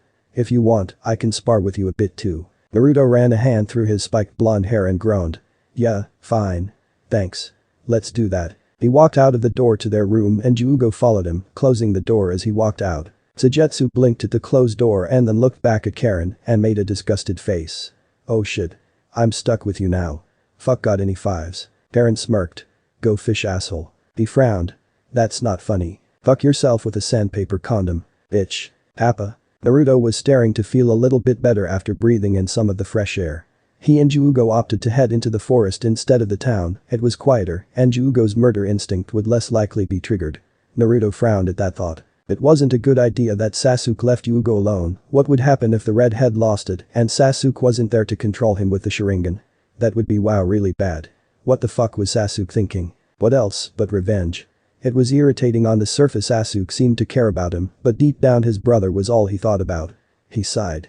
That was the way it's always been though. Always. They had just entered a forest clearing and Naruto jerked in surprise when he walked right into Juugo who had stopped moving. He rubbed his forehead. This guy was built like a rock. Sorry, I wasn't looking where I was walking. Naruto said, grinning sheepishly. He blinked, surprised when Juugo didn't say anything. Oi, Juugo. Would you stop? Naruto walked around and looked up at the redhead. Juugo was staring straight forward, unblinking. Juugo. He lifted his hand up and waved it in front of the man's face. Nothing. He was still just staring in front of him, still not even blinking. What the hell? He won't hear you. Naruto whipped around in surprise and felt the blood rush from his face and a huge chunk of lead dropped into his stomach. Itachi. The man, Sasuke's brother, was standing across from him on the other side of the small forest clearing. He came out from the shadows of the trees so Naruto could see him better. His garnet red eyes were lidded as usual as he looked at Naruto in a detached way. It was always so eerie to Naruto just how much Itachi and Sasuke looked alike. Granted, Sasuke was more handsome and Itachi's hair was longer and had those deep lines on his face. I'm glad I was able to find you, Naruto-kun. Though, I've met you enough times that I can seek you without too much difficulty. Naruto kept one hand on Juugo's arm, still trying, and failing, to wake him up. How did you know it was me? Itachi quirked an eyebrow. Naruto, your looks and chakra are rather hard to mistake for another's. Even if you currently have the body of a female and appear to be pregnant. Yeah. Okay. It's a funny story. You'd laugh your socks off if you were wearing socks. There was a drawn-out silence until somewhere in the distance, a crow cawed. Itachi shook his head lightly. I've come to talk with you, your friend is fine. He's just trapped in an illusion, he'll be completely normal once I release him. Naruto frowned, beginning to realize just how bad the situation was. Itachi worked for Akatsuki. The Akatsuki wanted Jinchurikis. Itachi was ordered to capture Naruto, the Kubi vessel. Itachi was right here. Naruto was 6 months pregnant and had very low chakra currently. Fuckity fuck. I don't need to ask what you want. Naruto growled as he slipped some shuriken from his leg pouch. Itachi looked back at him apathetically, as always. No. I just want to talk. And I want you to listen to me and answer my questions. I'm not after you right now. As for the matter of your condition, that's irrelevant to me. I have no interest in your private life. Naruto stared at Itachi. He felt like he'd fallen into an alternate dimension. Are you for real? Itachi inclined his head. Yes, I assure you I am most definitely for real. I just want to talk. If Itachi had wanted him, he would have already done something to him. He was an S-class ninja, he could tell how weak Naruto currently was. The blonde relaxed and took another concerned look at the statuesque Jugo before taking several steps forward, and Itachi did as well until they were 15 feet away from each other. What did you want to talk about, Itachi? Naruto asked. Itachi had always been something of a figure of fear and anger for him. Fear because he was always hunting Naruto down, anger because of what he had done to Sasuke. He was the last person Naruto could picture himself having idle chats with. Oh yes, how about Itachi and I just go sit down at a lace doily covered table for tea and crumpets? I'll even take out my grandmother's china. We can talk about the weather, economy, and the subject of my untimely doom by his organization's hands. Charming. I won't waste any more time. Itachi said. You want to bring Sasuke back, right? However, what exactly will you do if he refuses to return with you to Konoha? Naruto honestly hadn't expected Itachi to be interrogating him about his brother. I'll do whatever I have to do to bring him back. Naruto said automatically. After years of being said, it rolled off his tongue without much thought. It was obvious. The Uchiha looked at him blankly, so you'd use force. I suppose that would work if he decides to come quietly. What if that plan falls out though? The blonde shook his head. What? Itachi blinked and was quiet for a few seconds like he was attempting to word it in a way Naruto would easily understand. What if Sasuke attacked Konoha? He's precious to you, right? How would you handle that? Naruto frowned, irritated. What the hell are you talking about? Why would he do something like that? Sasuke doesn't hate Konoha. He might very soon, I think. I'm sure of it. Hypothetically, could you stop him from doing so without killing him? Would you choose Sasuke over Konoha? The blonde glared at Itachi. Why are they both mutually exclusive? I'd save both, damn it. I'd stop Sasuke without killing him. Itachi looked condescendingly at Naruto. You need to stop living the dream that everything will always work in your favor just because you hope it will. There will be a time where you will have to make a painful choice. Whether to make yourself happy or to do something that benefits the world as a whole. Which will you choose? Naruto felt at a loss for a moment until he felt definite movement in his stomach. He put a hand over the swell of his belly and felt 2 feet kick him in response. He grinned at Itachi.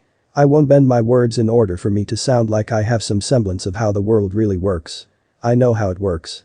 I don't have to like it though. I plan on changing it, and I don't plan on losing Sasuke or Konoha either. You can look down your nose at me all you like, Itachi, but that's my ninja way. I won't change it for anyone ever. Itachi looked back at Naruto, the same usual apathetic look on his face. And then he very slightly smiled. I see then. I shall impart you with this in exchange for your time and answers.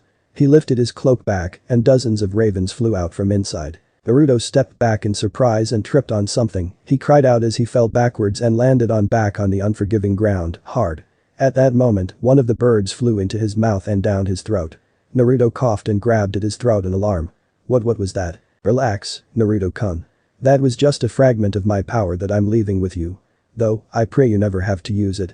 After he had spoken, Itachi's body broke into a flock of ravens and then scattered into the air. Naruto coughed again. Yeah, nice talking to you too. Ass. Naruto-chan. The blonde turned around to see Jugo running up to her, and he crouched down in front of her, alarmed. Are you alright? Why are you on the ground? I didn't see you fall. His hands were barely touching Naruto's shoulders, like he was afraid his touch might further increase any possible injuries. The blonde smiled, she looked relieved to see him. Yeah, I'm just clumsy is all. I tripped on a pebble or something. Jugo sighed, relaxing now that he saw that Naruto was fine and didn't seem to be hurt. Please, be careful. You might accidentally hurt yourself or your child badly if you don't watch where you step. Naruto reached out and ruffled Yugo's red hair. Relax, I'm fine, you worry wart. The blonde's words broke off and all the color drained from her face. Yugo frowned. Naruto-chan, what's wrong? Naruto didn't answer, instead she stood up quickly and put a hand to her stomach carefully. She looked uncomfortable and said there's a strain like a stretching tension, and her eyes widened and she had turned white as a linen sheet. Aughh. Yugo stood and quickly grabbed Naruto before she fell forwards on her stomach. Naruto, what is it? What hurts? Naruto's fingers clutched hard onto Yugo's cloak, she was shaking in terror and pain. Something's wrong with my baby. My stomach hurts really bad, maybe it was the fall. Take me to Karen, she's a healer isn't she? Yugo nodded. He had to stop panicking. He picked Naruto up, cradling her into his arms, and he jerked in alarm. Rivulets of blood were flowing down her legs, seeping into the fabric of her pants and down her bare shins. He couldn't waste any more time, Yugo held Naruto close to him and then sprinted with all his strength back to the inn. Sasuke had been traveling for about a day, searching bases himself and then leaving when he didn't find Itachi. Odd, but many of the Akatsuki bases in this area were abandoned. He paused when he felt a familiar chakra above him. Sasuke looked up at the broken electrical pole with a frown. There was a man perched on it. Well, more like a creature like man, one he was familiar with. Kisame, he growled. Where is Itachi? The shark hybrid laughed, not even a hello, Sasuke-kun. How rude, where are your manners? The teen glared up at Kisame, not amused in the slightest. I can't waste any energy fighting you, where is Itachi? Kisame sighed and lightly bounced his massive bandaged sword on his shoulder. Kids these days just don't know how to take it slow. But that's fine, I suppose. Your brother was expecting you, and I'm honestly surprised you don't have any little companions. I heard you were traveling with a group of 4. I had them stay behind. I only formed Team Hibi to make sure I could find him. Sasuke replied dryly, glancing around the wooded area he was in. It looked like it had once been a town, if the old buildings and rotting electrical poles were any indication. Up ahead behind Kisame there was a mountain that had been carved into. Sasuke was willing to bet it was hollowed out and was an Akatsuki base. Kisame leaned back. Wouldn't it have been better if they came with you? It would be rather problematic should I have decided to fight you before letting you meet with Itachi-san. Sasuke was getting impatient. Are you going to let me go, or are you going to attack? I don't have all day. Kisame laughed. Relax. Itachi-san told me to let you come. I was just here waiting because I assumed your friends would be here. You assumed wrong. The water shinobi nodded. That I did. Disappointing, I know that you have another water user with you, I was hoping to play with him a little. Well, he's not here. Sasuke said from clenched teeth. Kisame laughed again, go ahead and fight your brother little Uchiha-kun, I won't stop you. I hope Itachi-san rips your head off. Sasuke didn't need any more invitation, he jumped and leaped over Kisame in the direction of the mountain. Kisame sighed. And now, I'm bored. Karen and Suigetsu both dropped their cards in alarm when Yugo came barreling through their room door with what appeared to be a bleeding Naruto in his arms. Karen stood up, eyes wide, what the hell happened? Naruto was very pale and shivering violently as Yugo kneeled down with her on the floor. Naruto panted, I saw Itachi. He did some crazy weird shit to me, and I think I'm miscarrying. Her blue eyes honed in on Karen. Naruto cut of her words as she suddenly screamed and slammed her back against Yugo's chest in pain. Get it out of me. It'll die otherwise. Karen emitted a short hysterical laugh, simply because she thought the blonde was joking. Let it out. Are you crazy?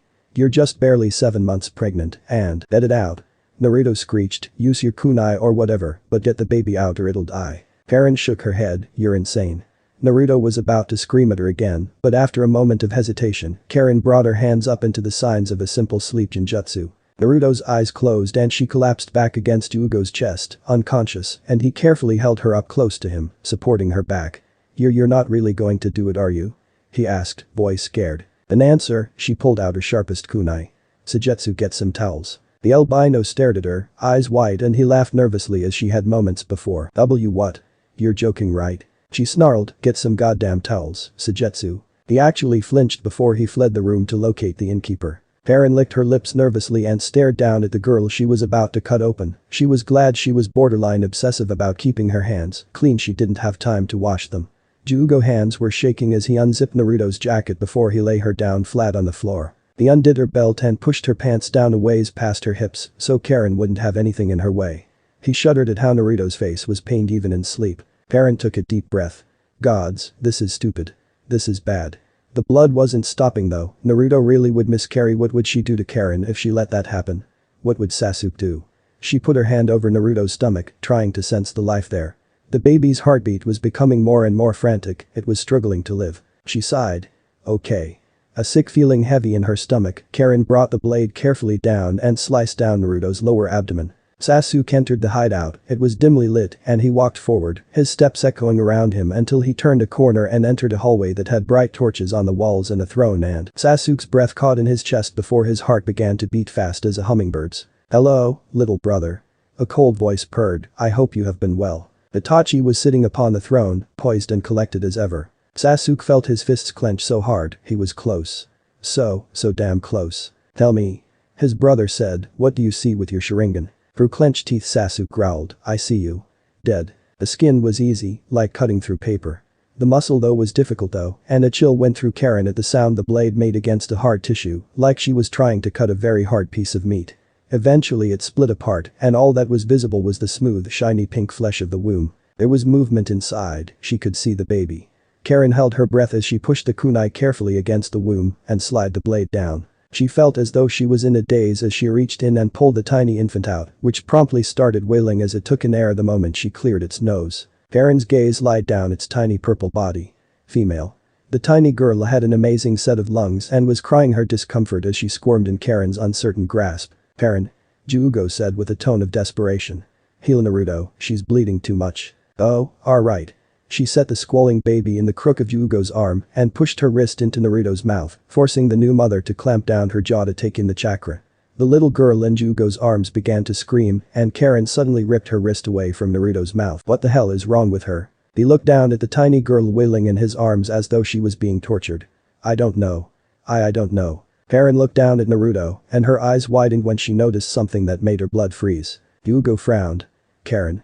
What are you doing? Heal her. Karen blinked furiously in confusion and reached down into Naruto's womb again.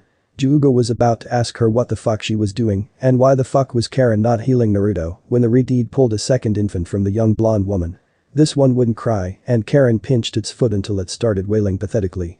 She looked at Jugo dumbfounded. Twins. I didn't even sense there was a second one. Why couldn't I sense it? Shaking a little, she quickly passed the second infant to Jugo, who stared down at the baby with surprise. Karen couldn't sense it. He looked between its legs, it was male. The newborn whimpered a little in his arms and moved closer to his warmth. Karen shook off her bewilderment with the infant that had been hidden. Heal Naruto, ask questions later. She pressed her wrist into Naruto's mouth, looking down and watched as slowly but surely, the skin on Naruto's abdomen started to fuse back together, removing any traces that she'd been cut open. Jugo covered up the babies with his cloak, holding them close to his chest to keep them warm. He sucked in a breath when tiny eyes opened to look at him, they were pitch black, just like their downy blood-covered hair was. Holy gods, it looks like you murdered her. Jugo and Karen both looked up to see a stunned Suigetsu, towels in hand, with the in-woman Kiyomi behind him with a pitcher of hot water. Suigetsu's eyes scanned the scene, gods, the blood was everywhere.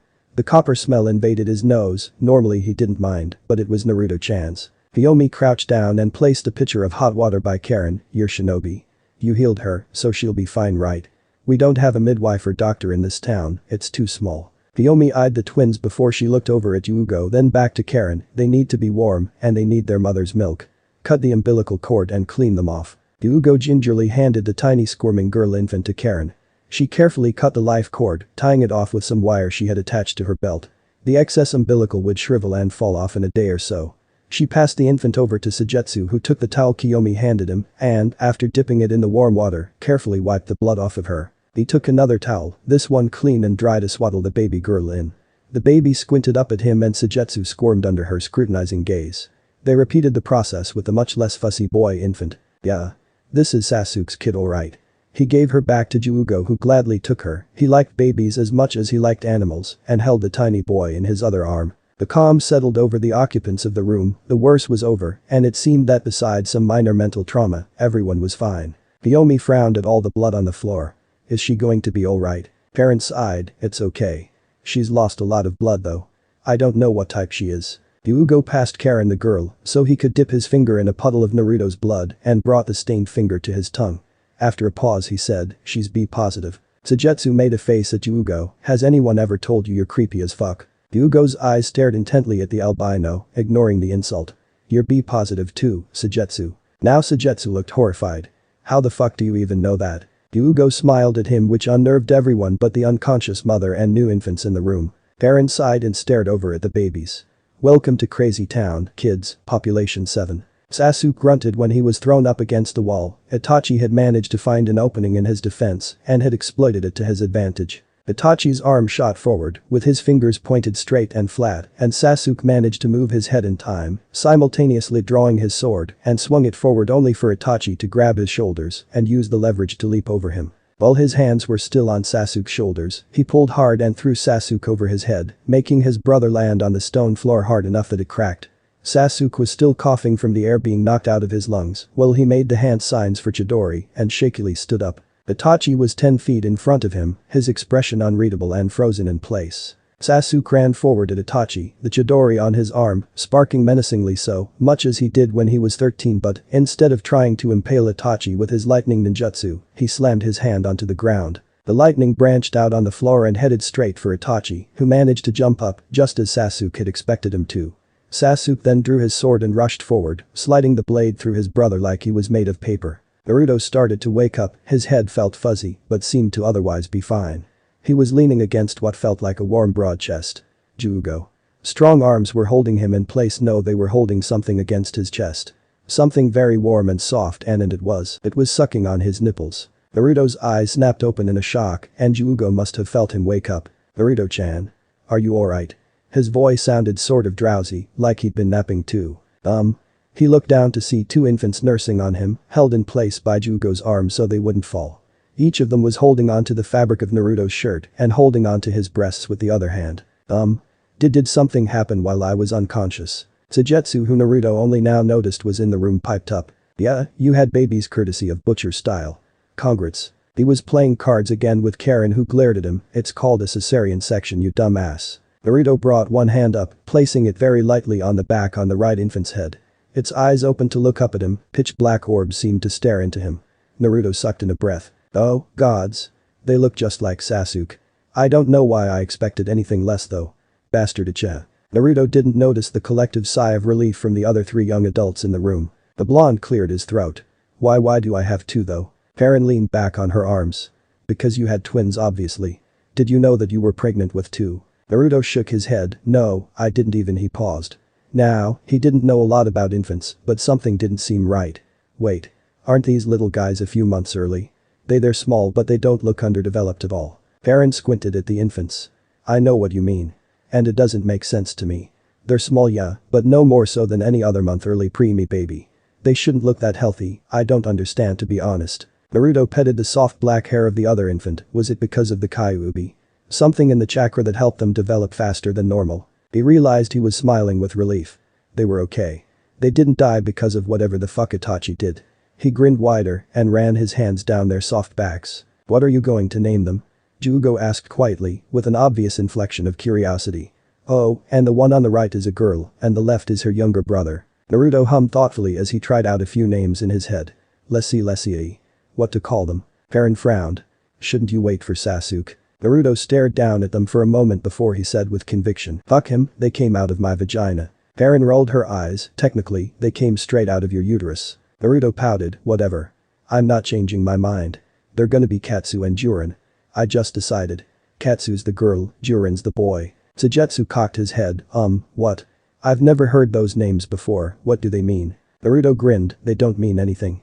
I just took some syllables from each of your names and scrambled them together. Ka and Rin from Karen, Ju from Jugo, and Tsu from Sujetsu. Great, right. There was a collective silence, and Karen actually felt oddly touched. Why would you do that? Naruto blinked. Isn't it like tradition to name your firstborn child after the person who delivered it? All 3 of you helped Suoya. Though, Karen did actually cut me open and stuff, that's why she gets both syllables from her name mixed up in there. Karen shook her head. No. You're supposed to name your firstborn after either you and Sasuke or your parents or Sasuke's parents. Naruto made a face. I don't know my dad or mom's name, and Mikoto is a pretty name, but I don't want to name my kid after a dead person, it's just sad. I didn't even know Mikoto that well, and same with Fugaku. He thought a moment before smiling. I do remember she bought me ramen once. She was nice. Karen desperately took in all this information. Sasuke-kun's mom's name was Mikoto-san, and his father was Fugaku-san. She cleared her throat. Naruto-chan, what was Sasuke's family like? You seem to know him back from he was a child, nah. Naruto looked down at the tiny babies in his arms, the girl's black eyes stared back at him unwaveringly while her brother continued to nurse. They all looked like him. Variations of Sasuke. Even his mom looked like him. Or I guess he looked like them is the right way. Fugaku, Sasuke's dad, I never met him, I just saw him around the village at times. He looked stern, I guess. I was just a kid though, and all of the Uchihas were scary to me. I remember Sasuke was always with his BR. He stopped himself. Itachi. Naruto felt the color drain from his face. How long has it been since Sasuke left? Hyuga raised his eyebrows, since yesterday. That wasn't unusual, Naruto supposed. Hopefully he was just being paranoid and, hey. The blonde said. The other three looked at their co-leader expectantly. Sasuke left me here because I was pregnant, right? He didn't want me to get hurt. Karen closed her eyes. Oh gods, here we go. Suo. I'm not pregnant anymore, so that means we should go after him, right? Hyuga looked nervous, Sujetsu looked excited, Karen forced herself to look disapproving, even if she really did want to go too. Naruto. You just had a baby. I mean babies. I don't feel like I did. Naruto smiled to himself, being possessed by the fox demon sucked, but at least it healed him fast, and Karen's healing abilities really helped as well. He didn't feel a thing, he wasn't even tired anymore. Without a baby sucking away at his chakra and energy, he felt better than he had in months. Karen found it even harder to say no. She wanted to know if Sasuke was alright too.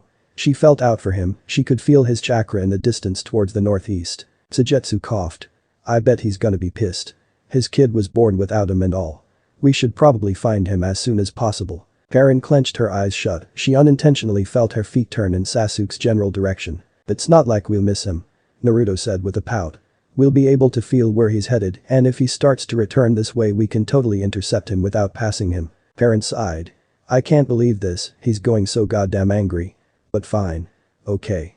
Let's find Sasuke. For a second, Sasuke had actually thought he'd done it, but the illusion of his brother's body being shredded to pieces dissipated before his eyes. Little brother, surely you didn't think it would be so simple. Sasuke turned, his brother serenely sitting upon the stone throne. No, I didn't think it would be. Itachi cocked his head in the same fashion of a bird. Tell me, are you hoping for this to end quickly, to relieve your burden, or are you hoping for our fight to drag on for hours, days, even so you can suffer my demise? The younger glared at Itachi. I don't give a fuck how long it takes to kill you so long as I do. Itachi closed his eyes and smirked. Ah, I see. You're the type of person who savors the destination, not the road it takes to get there. Sasuke didn't rise to the bait. I've been savoring the idea of you dead since I was 12. Now get up and fight. Itachi chuckled, but didn't stand. I wonder who they look like. His brother frowned. What are you talking about? Oh, your children. I'm just wondering if they'll look like you or Naruto. Usually, dark traits like black eyes and hair are genetically dominant over fair traits like blonde hair and blue eyes. Also, Uchihas have had the same black hair and eyes for generations, and Naruto is dominant recessive for his coloring. His father was blonde and blue-eyed, but his mother— What the hell are you talking about? Sasuke interrupted after collecting himself. He'd been initially startled when Itachi had suddenly started talking about Naruto, but now he was just furious. Oh, don't play stupid. I found Naruto alone a while ago. Imagine my surprise to find him as a woman. And pregnant.